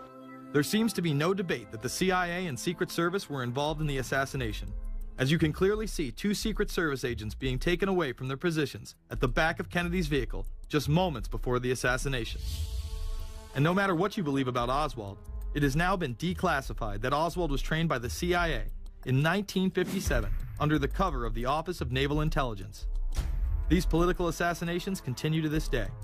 The 11-person jury in the inquest must decide if these stills, never before seen of Diana in the Mercedes and then the crash, are the frantic moments after a tragic accident or the aftermath of a calculated murder. Mr. Al-Fayed? Mohammed Al-Fayed, Dodi's father, has long since made up his mind. I believe that my son and Princess Diana have been murdered by the royal family. He claims Diana was pregnant and about to announce her engagement to his son, an embarrassment so great, he says, that Prince Philip commissioned British Secret Service to kill the couple. Assassination is an option when the ruling class can identify an enemy who cannot be compromised. But how do they bend the population's will to do their bidding? Well, the false flag operation is one in which the attacker carries the flag of someone else. It's usually a military operation, and the purpose, of course, is to create the impression that the attacker is someone else. They want to create negative public opinion against the nation whose flag was being used. Or they may even not use a flag at all. This sort of thing is done all the time, and it's certainly not unique in history. I think we've been seeing a lot of it lately. Americans are easily motivated by false flag operations, and I think it's inevitable that we will see false flag operations in the near future. It is used in order to seize power at an accelerated pace. A very well-documented modern example of this is the Tonkin Gulf incident. There were two sets of Tonkin Gulf incidents. The first one on August 2nd were real but trivial. The second on August 4th, 2 days later, were the ones to which we actually sent planes off in retaliation and were, in theory, much bigger, a torpedo attack on a U.S. destroyer, but in fact it never happened. When McNamara visited Vietnam, he confirmed the Tonkin Gulf incident never occurred, and once again, we were lied into war. To this day, I don't know what happened on August 2nd and August 4th, 1964 in the Tonkin Gulf. The general provided the answer, saying his Navy attacked the Maddocks on August 2nd, but on the 4th, nothing happened. There was absolutely nothing, he said. We know for a fact now that NSA and CIA both falsified their reports up to Johnson on that day to make it look as if there had been an attack. Upon the fall of communism, a new threat had to be established in order to maintain their military-industrial complex and keep the people in fear of invisible enemies. More modern examples of this have been used not only to start conflicts abroad, but to instill fear in large populations in order to demonize groups and further erode civil liberties. The majority of people still believe that Timothy McVeigh was a right-wing extremist who bombed the Oklahoma City building with a Ryder truck because he was upset with the government. People close to the event told a very different story. A local congressman believes that convicted bomber Timothy McVeigh and his accused co-conspirator Terry Nichols are not the only ones involved. The Oklahoma State Representative Charles Key produced a videotape featuring witnesses who claim to have seen Timothy McVeigh with another man the morning of the bombing. He was wearing a ball cap. Timothy McVeigh had his on backwards, which just like this. It was on his head. The other gentleman had his on like this. In fact, the FBI had actively pursued John Doe No. 2 in its initial investigation, then denied his existence altogether. There were also multiple reports that explosives were found inside the Murrah building. The Justice Department is reporting that a second explosive device has been found in the AP Murrah building in downtown Oklahoma City. Mike, you're still with us, aren't you? Yes, I am, and I might tell you in addition to that, that in fact what we were told at the scene a few minutes ago was that in fact 2 different explosive devices were found in addition to the one that went off. The second explosive was found and diffused. The third explosive that was found, and they are working on right now as we speak, I understand, both the second and third explosives, if you can imagine this, were larger than the first. Bomb squads were actually caught on video pulling into the building to retrieve these devices. They'll back that trailer down there, and the bomb squad folks will go in, and they will use that trailer. You see the bucket on the back there, sort of, this is how they would transport the explosive device away from this populated area to try to do something with it. I just took a look down the street at the Murrah building again. I see another bomb truck going, so apparently they're going to try to get out that third bomb that's been talked about. This was even confirmed by the governor at the time, Frank Keating. One device was deactivated. Apparently there's another device, and obviously whatever did the damage to the Murrah building was a tremendous, very sophisticated explosive device. Members of the ATF who would have normally been in the building were tipped off prior to the bombing. He saw what appeared to be a police bomb squad truck near the Murrah building 2 hours before the blast. It had a shield on the side of the door, and it said bomb disposal or bomb squad below it, and I really found that interesting. Another witness who spoke to ABC News on the condition of anonymity will tell the grand jury tomorrow he was told by an ATF official agents working in the building had been warned in advance not to come to work. He just came out and told me that the ATF wasn't in the building that day. They'd been tipped by their pagers not to come to work, which I was flabbergasted. McVeigh would even claim in a letter written to his sister, which was published by the New York Times, that he was actually recruited for black operations, which included smuggling drugs into the United States, as well as assassinations. One may brush this off as the ravings of a madman. However, McVeigh was filmed at the Camp Grafton military facility in North Dakota on August 3, 1993. McVeigh's official records state that he was discharged over a year prior from the Army Reserve in May of 1992. Perhaps even more interesting is that Camp Grafton was specializing in training troops in explosives and demolitions at the time. When all was said and done, the security tapes reported to have captured the entire thing on video were rounded up and classified. In 2009, they were finally released, and magically none of them caught the bombing. The excuse being they were all having their tapes changed at that exact moment. This event would be labeled domestic extremism, which was used to demonize critics of world government, militias, and create fear within the populace. Muslim extremism seemed to show its ugly face in then unprecedented fashion on February 26, 1993. A truck bomb had gone off in the parking area of the World Trade Center. Luckily, the bombers failed to follow instructions and parked the truck carrying the explosives against the main support column. What is not discussed, however, is the bomb was actually built by an FBI informant under the supervision of the FBI. Ahmed Salam, a former Egyptian army officer who had been doing undercover work for the FBI, was the man who actually built the bomb. When he was told that he would have to use real bomb-making material instead of harmless substitutes, he became suspicious and began taping his conversations with FBI officials. Last winter, the FBI was praised for its speed in cracking the case of the World Trade Center bombing and bringing 4 suspects to trial. Now, there is some evidence that the FBI may have known of the plot in advance through an informant and might even have stopped the bombing that killed 6 people. Notice the media emphasizes that they might have been able to stop it. They then gloss over the fact that the bomb was built by their agent under FBI supervision in conjunction with the district attorney. FBI agents might have been able to prevent last February's deadly explosion at New York's World Trade Center. They discussed secretly substituting harmless powder for the explosives, but they didn't, according to the FBI's own informant, Ahmed Salem. Unbeknownst to the FBI at the time, Salem recorded many of his conversations with his handlers. The actual recording where Salam discusses this with his FBI handler, John Antisev, was released years after the trial. You got paid regularly for good information. I mean, the expenses were a little bit out of the ordinary, and it was really questioned. Don't tell Nancy I told you this. Well, I have to tell her, of course. Well, then if you have to, you have to. Yeah, because, I mean, the lady was being honest, and I was being honest, and everything was submitted with a receipt. Yeah. And now it's questionable. It's not questionable. It's like a little out of ordinary. Okay. You know. All right. I don't think it was. If that's what you think, guys, fine. But I don't think that, because we was start already building the bomb, which is went off in the World Trade Center. It was built by supervision from the Bureau and the GA, and we was all informed about it, and we know that the bomb start to be built. By who? By your confidential informant.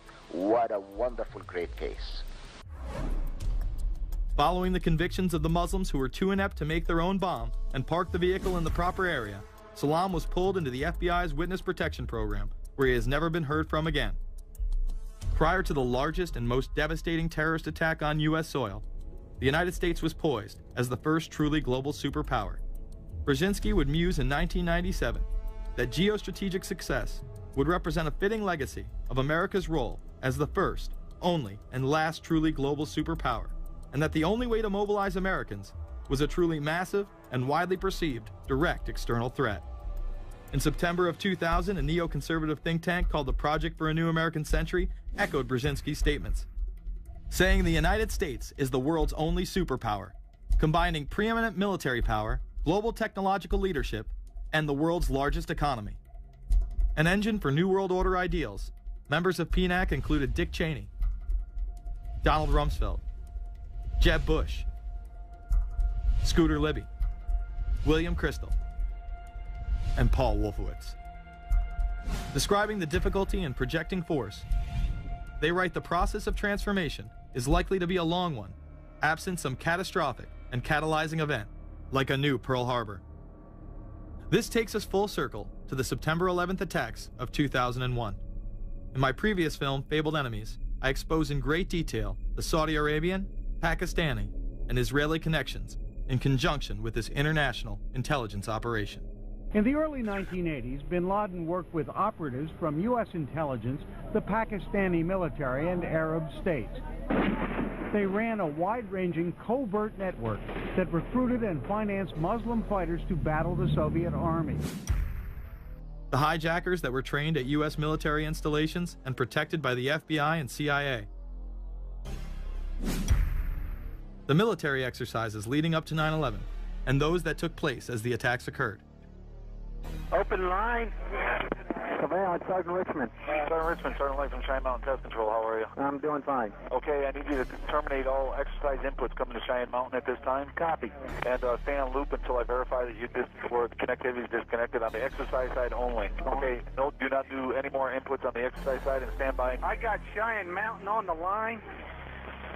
Terminating all exercise inputs. So, over, in case you didn't know, there's exercise. Oh, yeah. The Black Ops program, Able Danger, and the shadow government involvement.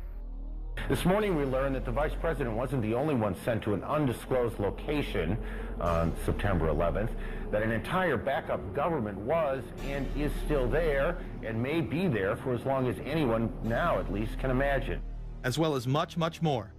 The government has lied about 9/11 repeatedly and used it to dominate the Middle East, while creating an evolving police state here, encroaching on civil liberties at home. And of course, building a new world order. There is a chance for the President of the United States to use this disaster to carry out what his father, a phrase his father used, I think, only once, and hasn't been used since, and that is a new world order. We know now that September 11th of 2001 was the beginning of what we might call a new world order. The new world order that this president's father talked about with such great enthusiasm seems to be high on the agenda of this administration. Under the second Bush administration, massive amounts of civil liberties were openly and brazenly taken away following 9/11. The passage of the Patriot Acts, the Military Commissions Act, and other horrifying anti-constitutional legislation was enabled by the incredible amount of fear generated by the media, all in the name of keeping us safe here at home.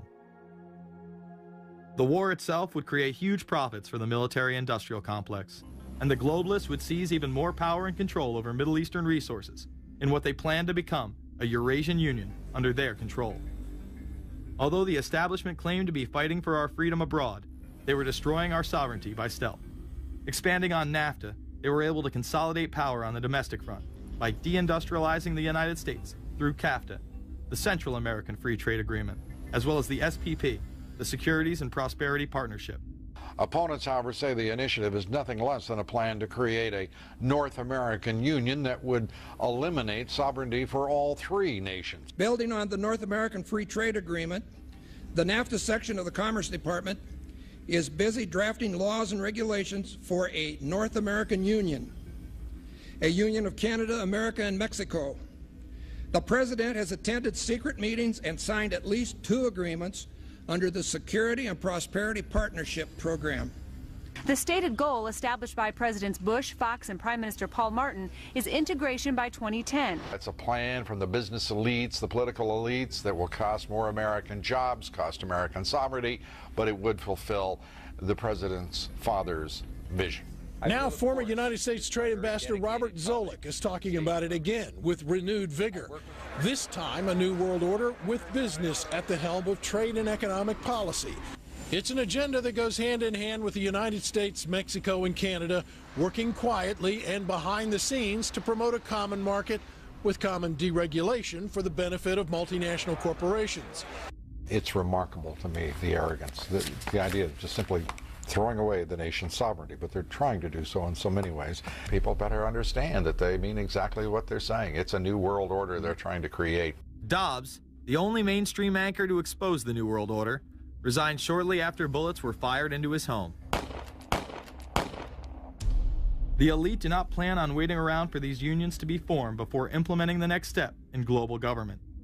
Through the vast global economic crisis of the last few years, they have been able to devalue the dollar and undermine it as the world's reserve currency.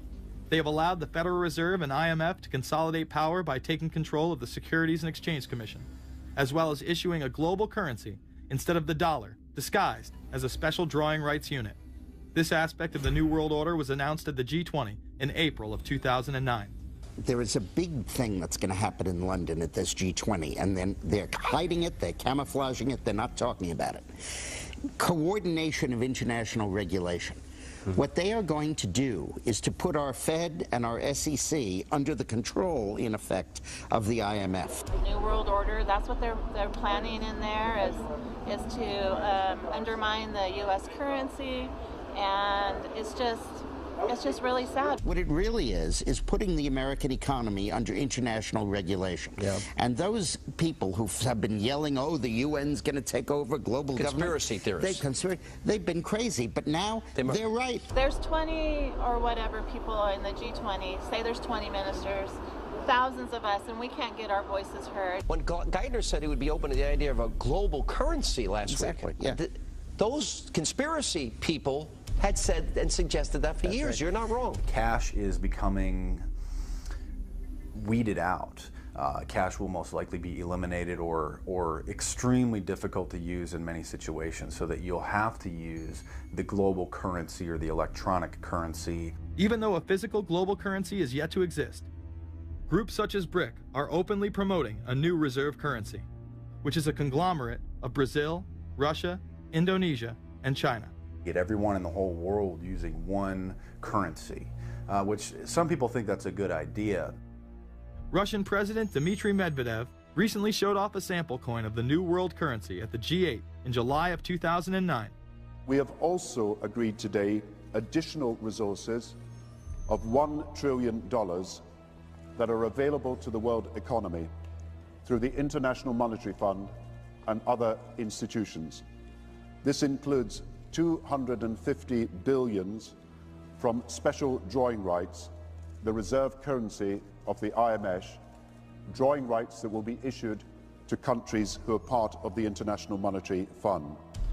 I think a new world order is emerging, and with it the foundations of a new and progressive era of international cooperation. The head of the European Union is also calling for global government.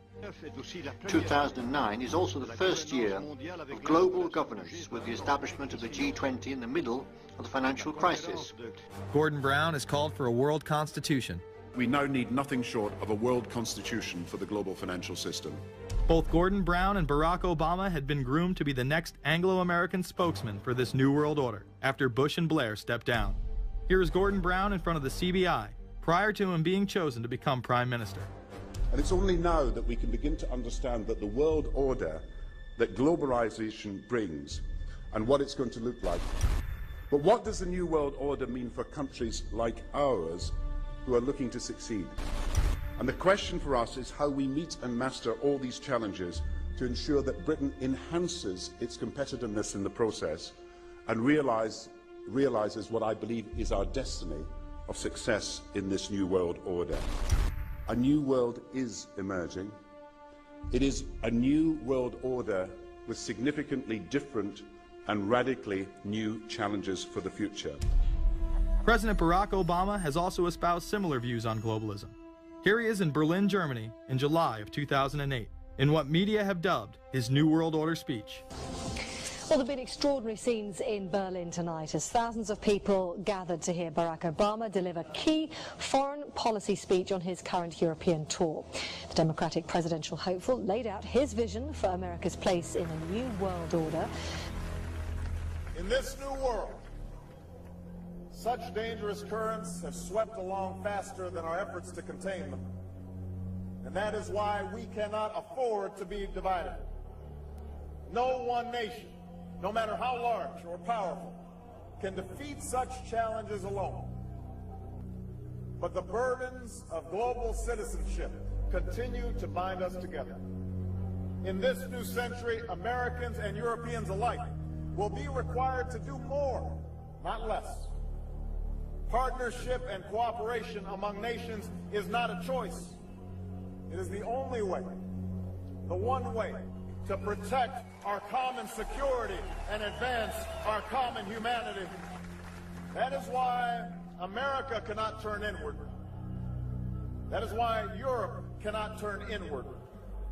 America has no better partner than Europe. Now is the time to build new bridges across the globe as strong as the one that binds us across the Atlantic. Now is the time to join together through constant cooperation and strong institutions and shared sacrifice and a global commitment to progress to meet the challenges of the 21st century. Barack Obama also became the first sitting president to ever become the chair of the Security Council for the United Nations, which only further cites his allegiance to world government. In an era when our destiny is shared, power is no longer a zero-sum game. No one nation can or should try to dominate another nation. No world order that elevates one nation or group of people over another will succeed. No balance of power among nations will hold. The traditional divisions between nations of the South and the North make no sense in an interconnected world. I think his task will be to develop an overall strategy for America in this period when really a new world order can be created. It's a great opportunity. The globalists, who know that Obama is going to promote their plan, want to make him such a superhero that nobody will question what he's doing. He is very much a product of the system that he is now technically in charge of. Obama alone, or the Democrat Party alone, is not responsible for his massive rock star status. It's been done by the media. This establishes that Obama is an unapologetic globalist who holds no one nation above another, despite its policies. Perhaps we should move towards a society more like China if that's the case. After all, on the 60th anniversary of the communist Mao regime takeover, the Empire State Building, once a proud symbol of the United States, was lit in the colors of the Communist Party halfway across the world. In fact, following the United Nations Copenhagen Conference in December of 2009, the Washington Post ran the headline, "Copenhagen Climate Deal Shows New World Order May Be Led by US, China." The Copenhagen Conference was disguised as a summit that would save the planet from man-made global warming by cutting carbon emissions. When taking a look at the almost 200-page document that was being proposed, it becomes evident that this was yet another attempt to establish global government and set up a global tax. In Section 38, it states, "The scheme for the new institutional arrangement under the Convention will be based on 3 basic pillars: government, facilitative mechanism, and financial mechanism." In Section 47, subsection F, it discusses cap-and-trade schemes and carbon taxes and the use of new and existing flexible carbon market mechanisms. These cap-and-trade schemes were just that, a scheme to further transfer the wealth from the poor to the ultra-rich. One of the ways it will drive the change is through global governance and global agreements. The fact that our president even attended should be considered treason. Just weeks before the conference, ClimateGate hit the media. Secret emails confirm that many of the United Nations lead scientists had engaged in fraud in order to promote the idea that man-made global warming was occurring and that carbon dioxide was a toxic gas. In reality, they admitted the Earth had been cooling for the last decade and that they had destroyed the source data in order to ensure the scientific community would be unable to review their findings. Bill Jones was forced to resign from his position at East Anglia University, and Penn State has launched an investigation into Michael Mann. Because of the scandal, many countries refused to sign the agreement, and instead only 25 heads of state, including rock star president and savior Barack Obama, signed a much shorter and broader accord. The document states that a high-level panel will be created, and that parties will be subject to domestic auditing, supervision, and assessment. The climate conference in Copenhagen is another step towards the global management of our planet. The idea that carbon dioxide, the life force for plants here on Earth, is a toxic gas and should be taxed is laughable. There have been numerous periods of time in which the Earth has had vastly more carbon in the atmosphere than present day. In areas where there have been volcanic eruptions which emit large amounts of CO2, plants have benefited, and there is no negative impact on the surrounding environment, as well as indigenous people, from the excess carbon dioxide. The globalists promote this theory to keep mankind in fear, not only for the establishment of a global government and a global carbon tax, but the literal control of the entire planet. An even darker side to the scam of man-made global warming exists. In reality, it's about population control. Ted Turner reveals himself here in this interview with Charlie Rose. We've got to stabilize the population. When I was born, there so what's wrong with the population? I mean, with too many people. That's why we have global warming. We have global warming because too many people are using too much stuff. We've got to stabilize population. On a voluntary basis, everybody in the world's got to pledge to themselves that 1 or 2 children is it. Not doing it will be catastrophic. We'll have 8 degrees, we'll be 8 degrees hotter in 30 or 40 years, and basically none of the crops will grow. Most of the people will have died, and the rest of us will be cannibals. Civilization will have broken down. What the few people who are left will be living in a failed state like Somalia or Sudan, and living conditions will be intolerable. The droughts will be so bad there'll be no more corn growing. Not doing it is suicide. Unbelievably, when Turner met with other globalists, David Rockefeller, Warren Buffett, Bill Gates, Michael Bloomberg, and even Oprah Winfrey to discuss population control, they were portrayed as superheroes. Behind closed doors on this New York campus, a secret gathering of some of the world's most powerful people. Gates, Buffett, Bloomberg, Winfrey. It was like, well, it was like the Super Friends. In the great hall of the Justice League, there are assembled the world's 4 greatest heroes. Together with others at the meeting, including George Soros, Ted Turner, David Rockefeller, they're worth more than $125 billion. The new Superman and Wonder Woman, the super rich friends, not fighting bad guys, but fighting for good nonetheless. Would a superhero call for a one-child policy? Would a superhero call for population control? In a recent interview, he claims that 2 billion people would be ideal. That means 4 billion plus must die to accommodate a man who owns more acreage than anyone else on the planet. Let's not forget that Ted Turner is the president of the United Nations Foundation. There are countless examples of how we are being indoctrinated to accept these kind of conditions and believe that man and his activities are the problem. From the promotion of climate cops, we're the carbon cops and we're on the lookout for energy wasters, to phony liberals and conservatives getting together to promote climate change. Hell, let's face it, we're polar opposites. We couldn't be further apart. I'm on the left, And I'm usually right. And we strongly disagree. except on one issue. Tell them what it is, Reverend Pat. That would be our planet. Taking care of it is extremely important. We all need to work together, liberals and conservatives. So get involved. It's the right thing to do. Now there you go again.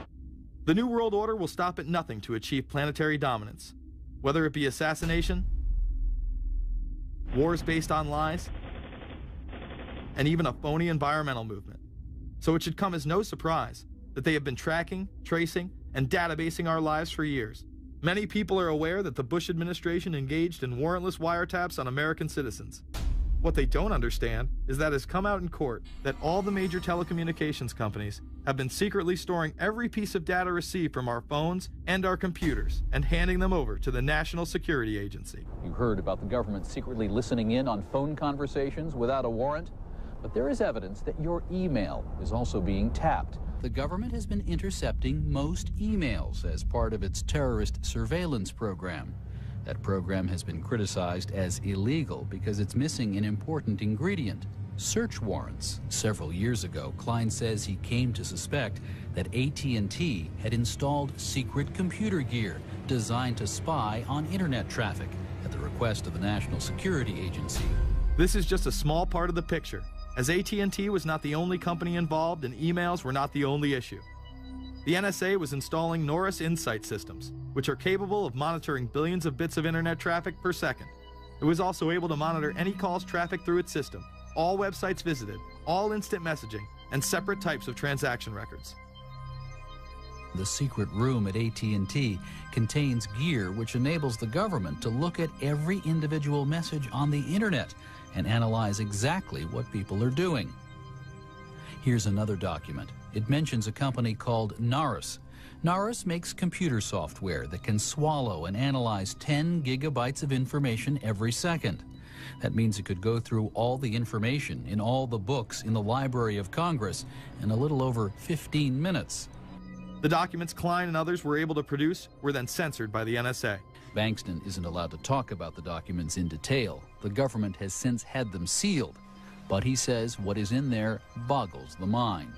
We are talking about a substantial portion of all the communications traffic in the United States.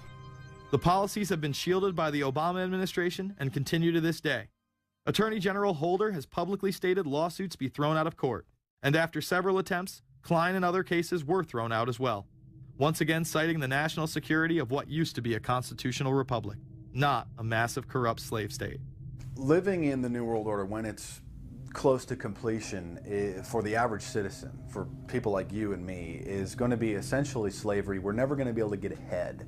We're never going to be able to amass enough wealth, essentially to retire or to do what we want to do in life. We're going to constantly be working for the man. They're creating essentially a two-class system. So it's going to be an inner ruling elite and then everyone else. And I got news for you. You're everyone else. The New World Order that is currently being built revolves around creating a global technopoly ruled by the elite, in which they dominate and control a severely reduced populace, which they treat as their pets. In the New World Order, the people are the enemy. Internal documents released in March of 2009 reveal that the Department of Homeland Security is targeting citizens who discussed the New World Order, people with a Christian identity, or sovereign citizens who argue that the government has gotten away from the intent of the Constitution and are strong states' rights advocates. People who are anti-immigration, stating, extremists will argue that immigrants are taking the jobs of U.S. citizens during times of high unemployment and without paying taxes. People who oppose the Federal Reserve banking system. People who display constitutional party or libertarian material. People who support Ron Paul. And those who have bumper stickers containing anti-government rhetoric. This document is one of literally thousands that make everyone a possible terrorist. This establishes a pattern of demonizing ordinary citizens while giving draconian powers to the state. You are considered guilty until proven innocent. As technology is developed, separate parts of their command and control system are beta tested around the world. Here at home, Boy Scouts are being trained to take on returning veterans and disarm domestic extremists, while national programs such as City Year are training young people to serve the government. I am change. I am fierce. In the United Kingdom, it has been established there are over 4 million CCTV cameras. That is around 1 camera for every 14 citizens. Their purpose is not to solve crime, as it takes 1,000 CCTV cameras to solve just one crime. It is to create a tattletale society in which everyone is under constant surveillance by the state and those around them. The company Internet Eyes is now paying people to log on to the internet and watch CCTV cameras in real time as they turn in criminals for cash. Families deemed by the state to be unfit in England have now been put under 24-hour CCTV supervision in their homes. This program has plans for 20,000 families in England, which is to double in the next 2 years. Your every move in both your home and the outside world is under constant surveillance by a criminal elite who operate above the law. As we are constantly under the microscope, their activities remain in the shadows. Obama extended diplomatic immunity to Interpol with Executive Order 12,425, further empowering criminal behavior within our own government. In the Middle East, endless wars will continue. Under the Obama administration, we have sent tens of thousands of more troops into Afghanistan, all while the same network exposed in the Iran-Contra affair discussed earlier controls the opium trade. It was revealed in October of 2009 that the CIA had been funding puppet Afghani leader Hamid Karzai's warlord brother for the last 8 years. He is the lead opium dealer in the region. It seems the same cartel that was dealing drugs in the 80s and 90s never stopped. After all, how else could the government fund black operation programs across the board? The Karzai regime has whole sections of it which are drug supported, and we can't touch it. We turned Afghanistan into the major supplier of heroin for the world. It happened under CIA supervision. This continues while many of the Taliban are literally on U.S. payrolls. Is there a possibility that we have Taliban employees? The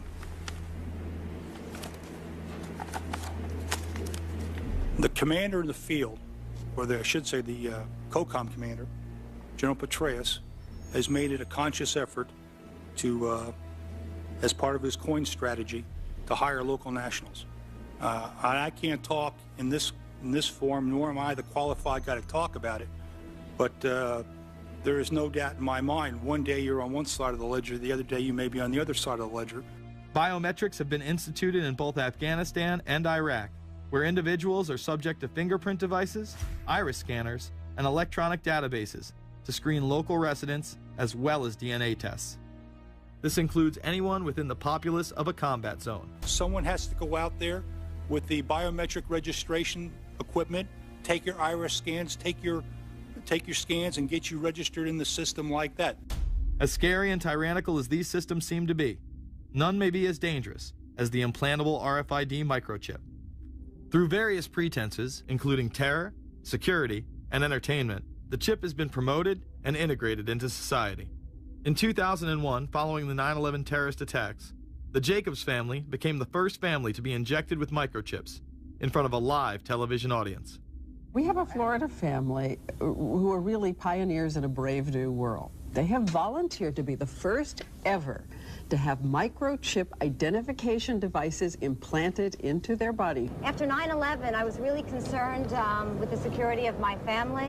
In 2004, the FDA approved the use of RFID technology to be implanted into human beings. However, studies dating back to the 1990s show the implantable microchip has been linked to cancer in animals, but this has not slowed the agenda of control.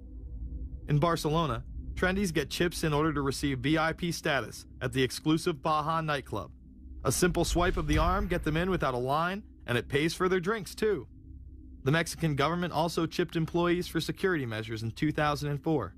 We were interested today to hear that more than 100 law enforcement officials in Mexico are having microchips implanted in their arms. The chips allow a person to be scanned, sort of like a cereal box at the supermarket checkout.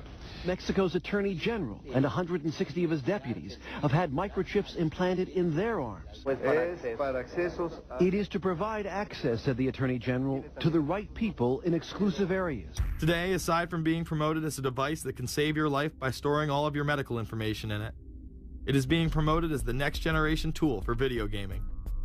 Sega developer Yu Suzuki plans on developing gaming technology using implantable RFIDs. He states, people that have some sort of chips in their bodies, to be able to keep track of vital signs, so it doesn't have to be a scary thing. But you could put a sensor here, you know, a bit like the Matrix, as he points to his arm. It's not really something only in the future. Some people already have them, chips in their bodies. Suzuki is correct. It has never been easier to order a microchip online and implant it under your skin. Microchips implanted in your hand, arm, or shoulder is just the beginning. Some have already taken implantable brain chips that may enable the blind to see again, the deaf to hear, and much, much more, including the ability to download information directly into the brain and instantly communicate with anyone in the world, creating a worldwide mind.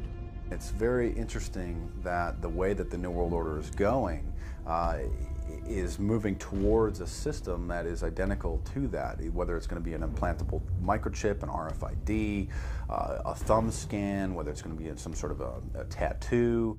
Imagine a planet where every human being is required to be chipped at birth. This would be the final tool implemented in a command and control world government system in which the elite rule the masses with total control of their lives. This is, of course, a terrible predicament for those of us who are convinced that this system is slowly but surely destroying this country and has to be changed. But we can't count on the elected presidents to do it, and we can't count on the elected Congress to do it. We somehow have to mobilize the technological resources of the internet to create some kind of new political force in this country. So is there anything else about the ruling class we should know? Politicians, business leaders, and media figures are often portrayed as pillars of morality while they describe themselves as Christian conservatives. Nothing could be further from the truth. In reality, many of the elite are groomed at a young age to take part in occult rituals. Those who attend Yale are indoctrinated into the Order of Skull and Bones, an elite secret society cloaked as a fraternal order. Yale University is 300 years old this year, and were you to visit its campus, you would see that it still has exotic clubhouses, which look like tombs where Yale's legendary secret societies meet.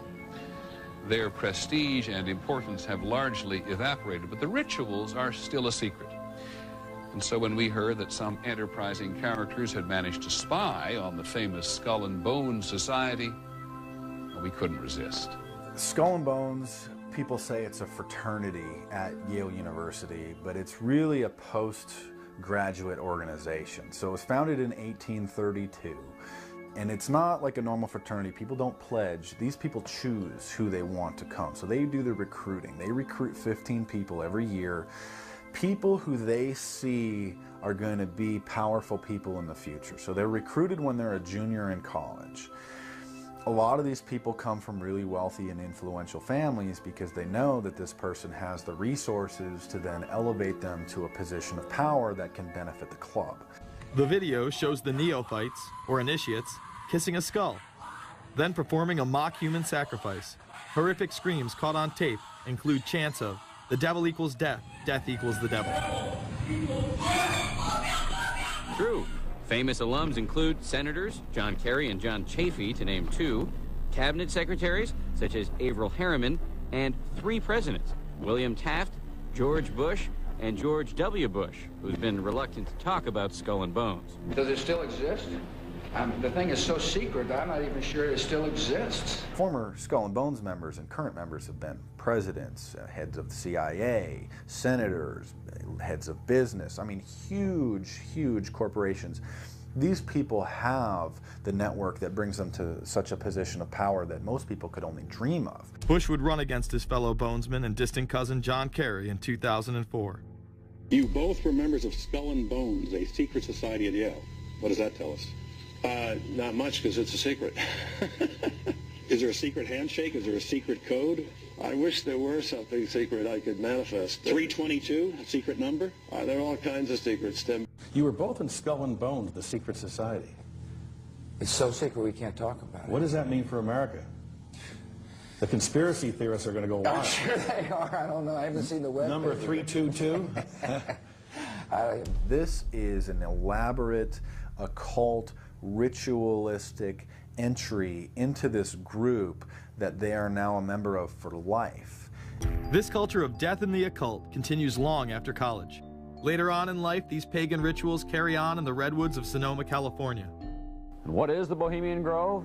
Well, it's a kind of summer camp for the powerful, an all-male gathering in great secrecy. This group was formed in the late 1800s by artists, industrialists, and politicians. Bohemian attendees worship the owl as their deity. The Aztecs, Mayans, and other natives of Mesoamerica consider the owl a symbol of destruction and death. This is why the opening ritual for the club is the cremation of care.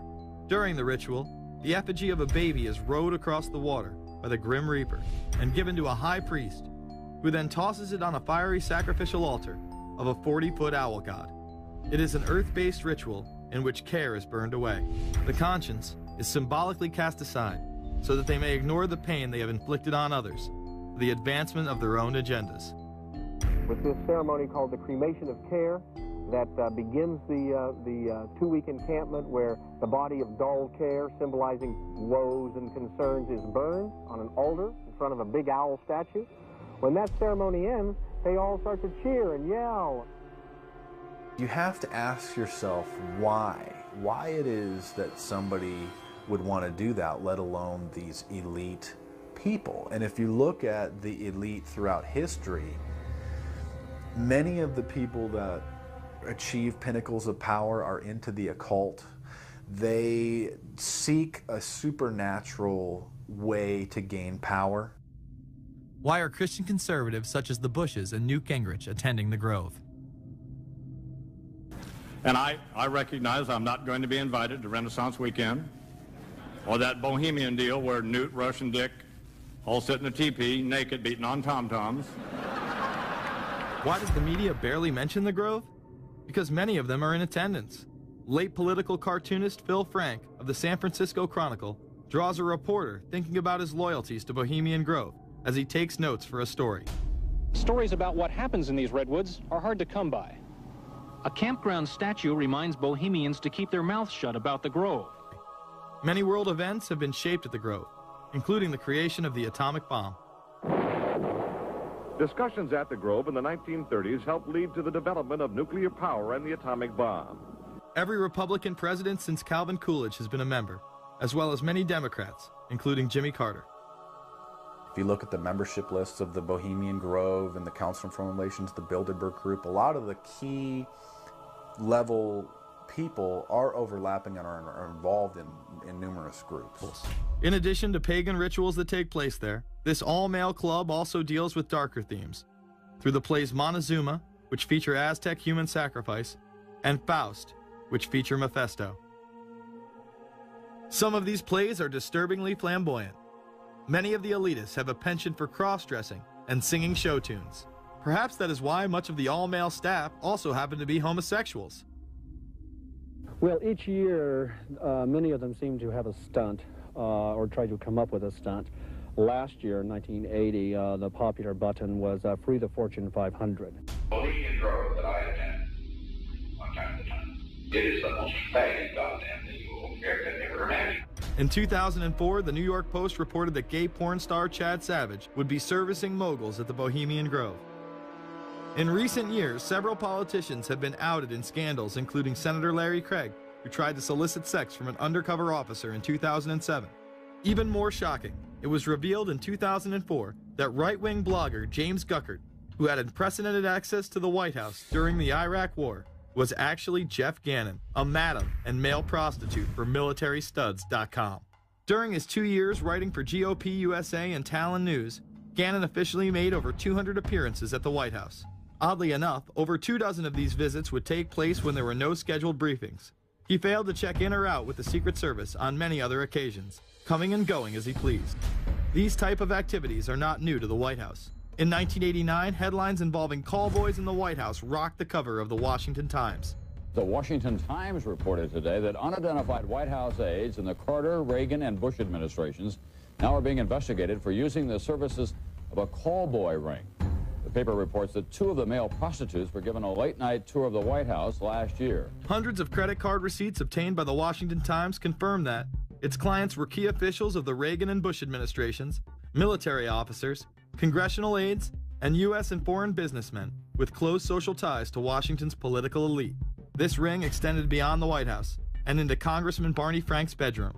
Barney Frank, one of 2 openly homosexual members of Congress, acknowledged having used a male prostitute, whom he then hired as a personal employee. The man had keys to Frank's basement apartment on Capitol Hill. Frank paid him approximately $20,000 out of his own pocket to be his housekeeper and driver. But as first reported in today's Washington Times, the man was on probation for sex crimes and a drug conviction, and he ran a prostitution business out of Frank's home. Although Frank tried to claim ignorance, Stephen Goby, the prostitute in question, claimed that Frank was completely aware of what was going on and was even receiving free and discounted sexual services. The fix seemed to be in. Frank was threatening members of Congress to remain silent prior to being exposed in this sex ring. Massachusetts Democrat Barney Frank, a homosexual, threatened to expose fellow congressmen he knew to be gay unless they stopped spreading rumors. Questions stopped and Frank walked away with a slap on the wrist. Some members of the Ethics Committee were disgusted. Do we tolerate, do we condone a member of this body who knowingly permits a house of prostitution to be operated out of his residence? You have just heard one of the most edited, selective garbage that has ever been put forth, in my opinion, in this House. Again, we see people of the highest levels of power involved in the most repulsive and decadent of crimes. They couldn't care less about the code of conduct that's taught in all major religions about treating others the way that you want to be treated. And then they masquerade, they put this false front on that they're like everybody else, because your average person wants to do right, believes in some sort of a karma, believes in some sort of a divine justice in the universe. And so these people need to put on this front that they're like the average Joe in middle America, that they go to church every once in a while, and that they believe in an afterlife and a divine justice. And so they have to put on this front that they're like everybody else in order to get elected and to be accepted and to not have people look at them suspiciously, because if somebody goes around and openly admits that they were an atheist or that they were some obscure religion, people aren't going to throw their support behind them as much, and they're not going to trust them as easily. The reality of this behavior is never revealed to the public, as the media keeps any revelations quiet. Unfortunately, these type of activities continue to this day. Florida Congressman Mark Foley chaired the House caucus on missing and exploited children, and went on television praising Chris Hansen's To Catch a Predator series. The Dateline piece has probably done more than any law we can create. Foley was later caught attempting to have sexual relations with numerous underage pages. Congressman Mark Foley, the man who championed the Child Protection Act of 2006, resigned after inappropriate emails and instant messages surfaced that he sent to former congressional pages. Once more, no charges were even filed. Foley himself has checked into rehab. No one has been charged with any crime. The predator class acts like Roman emperors, indulging in excess that includes sex with young boys while portraying themselves as men of the Lord. The insanity is that we have allowed an interwoven elite criminal class to rule over us while posing as the saviors of the planet. We have learned they will stop at nothing to achieve their goals and are not held accountable for their crimes. They prey on the system rather than protect it. This is not a new world order of peace and prosperity. It is not a world government to save the earth. During difficult times, we must remain ever vigilant against seemingly positive solutions imposed to suit their aims. Crises there will continue to be. In meeting them, whether foreign or domestic, great or small, there is a recurring temptation to feel that some spectacular and costly action could become the miraculous solution to all current difficulties. We are threatened by a superclass that control the flow of information and hide technology from the public. The prospect of domination of the nation's scholars by federal employment, project allocations, and the power of money is ever present and is gravely to be regarded. We must also be alert to the equal and opposite danger that public policy could itself become the captive of a scientific, technological elite. It is time to put down the remote control, to turn off your Xbox, and start paying attention. It is time to step away from everyday luxuries and pop culture and take action against a monolithic, concentrated evil in order to save what's left of humanity. We must now trade in our apathy for action in order to defeat this invisible empire.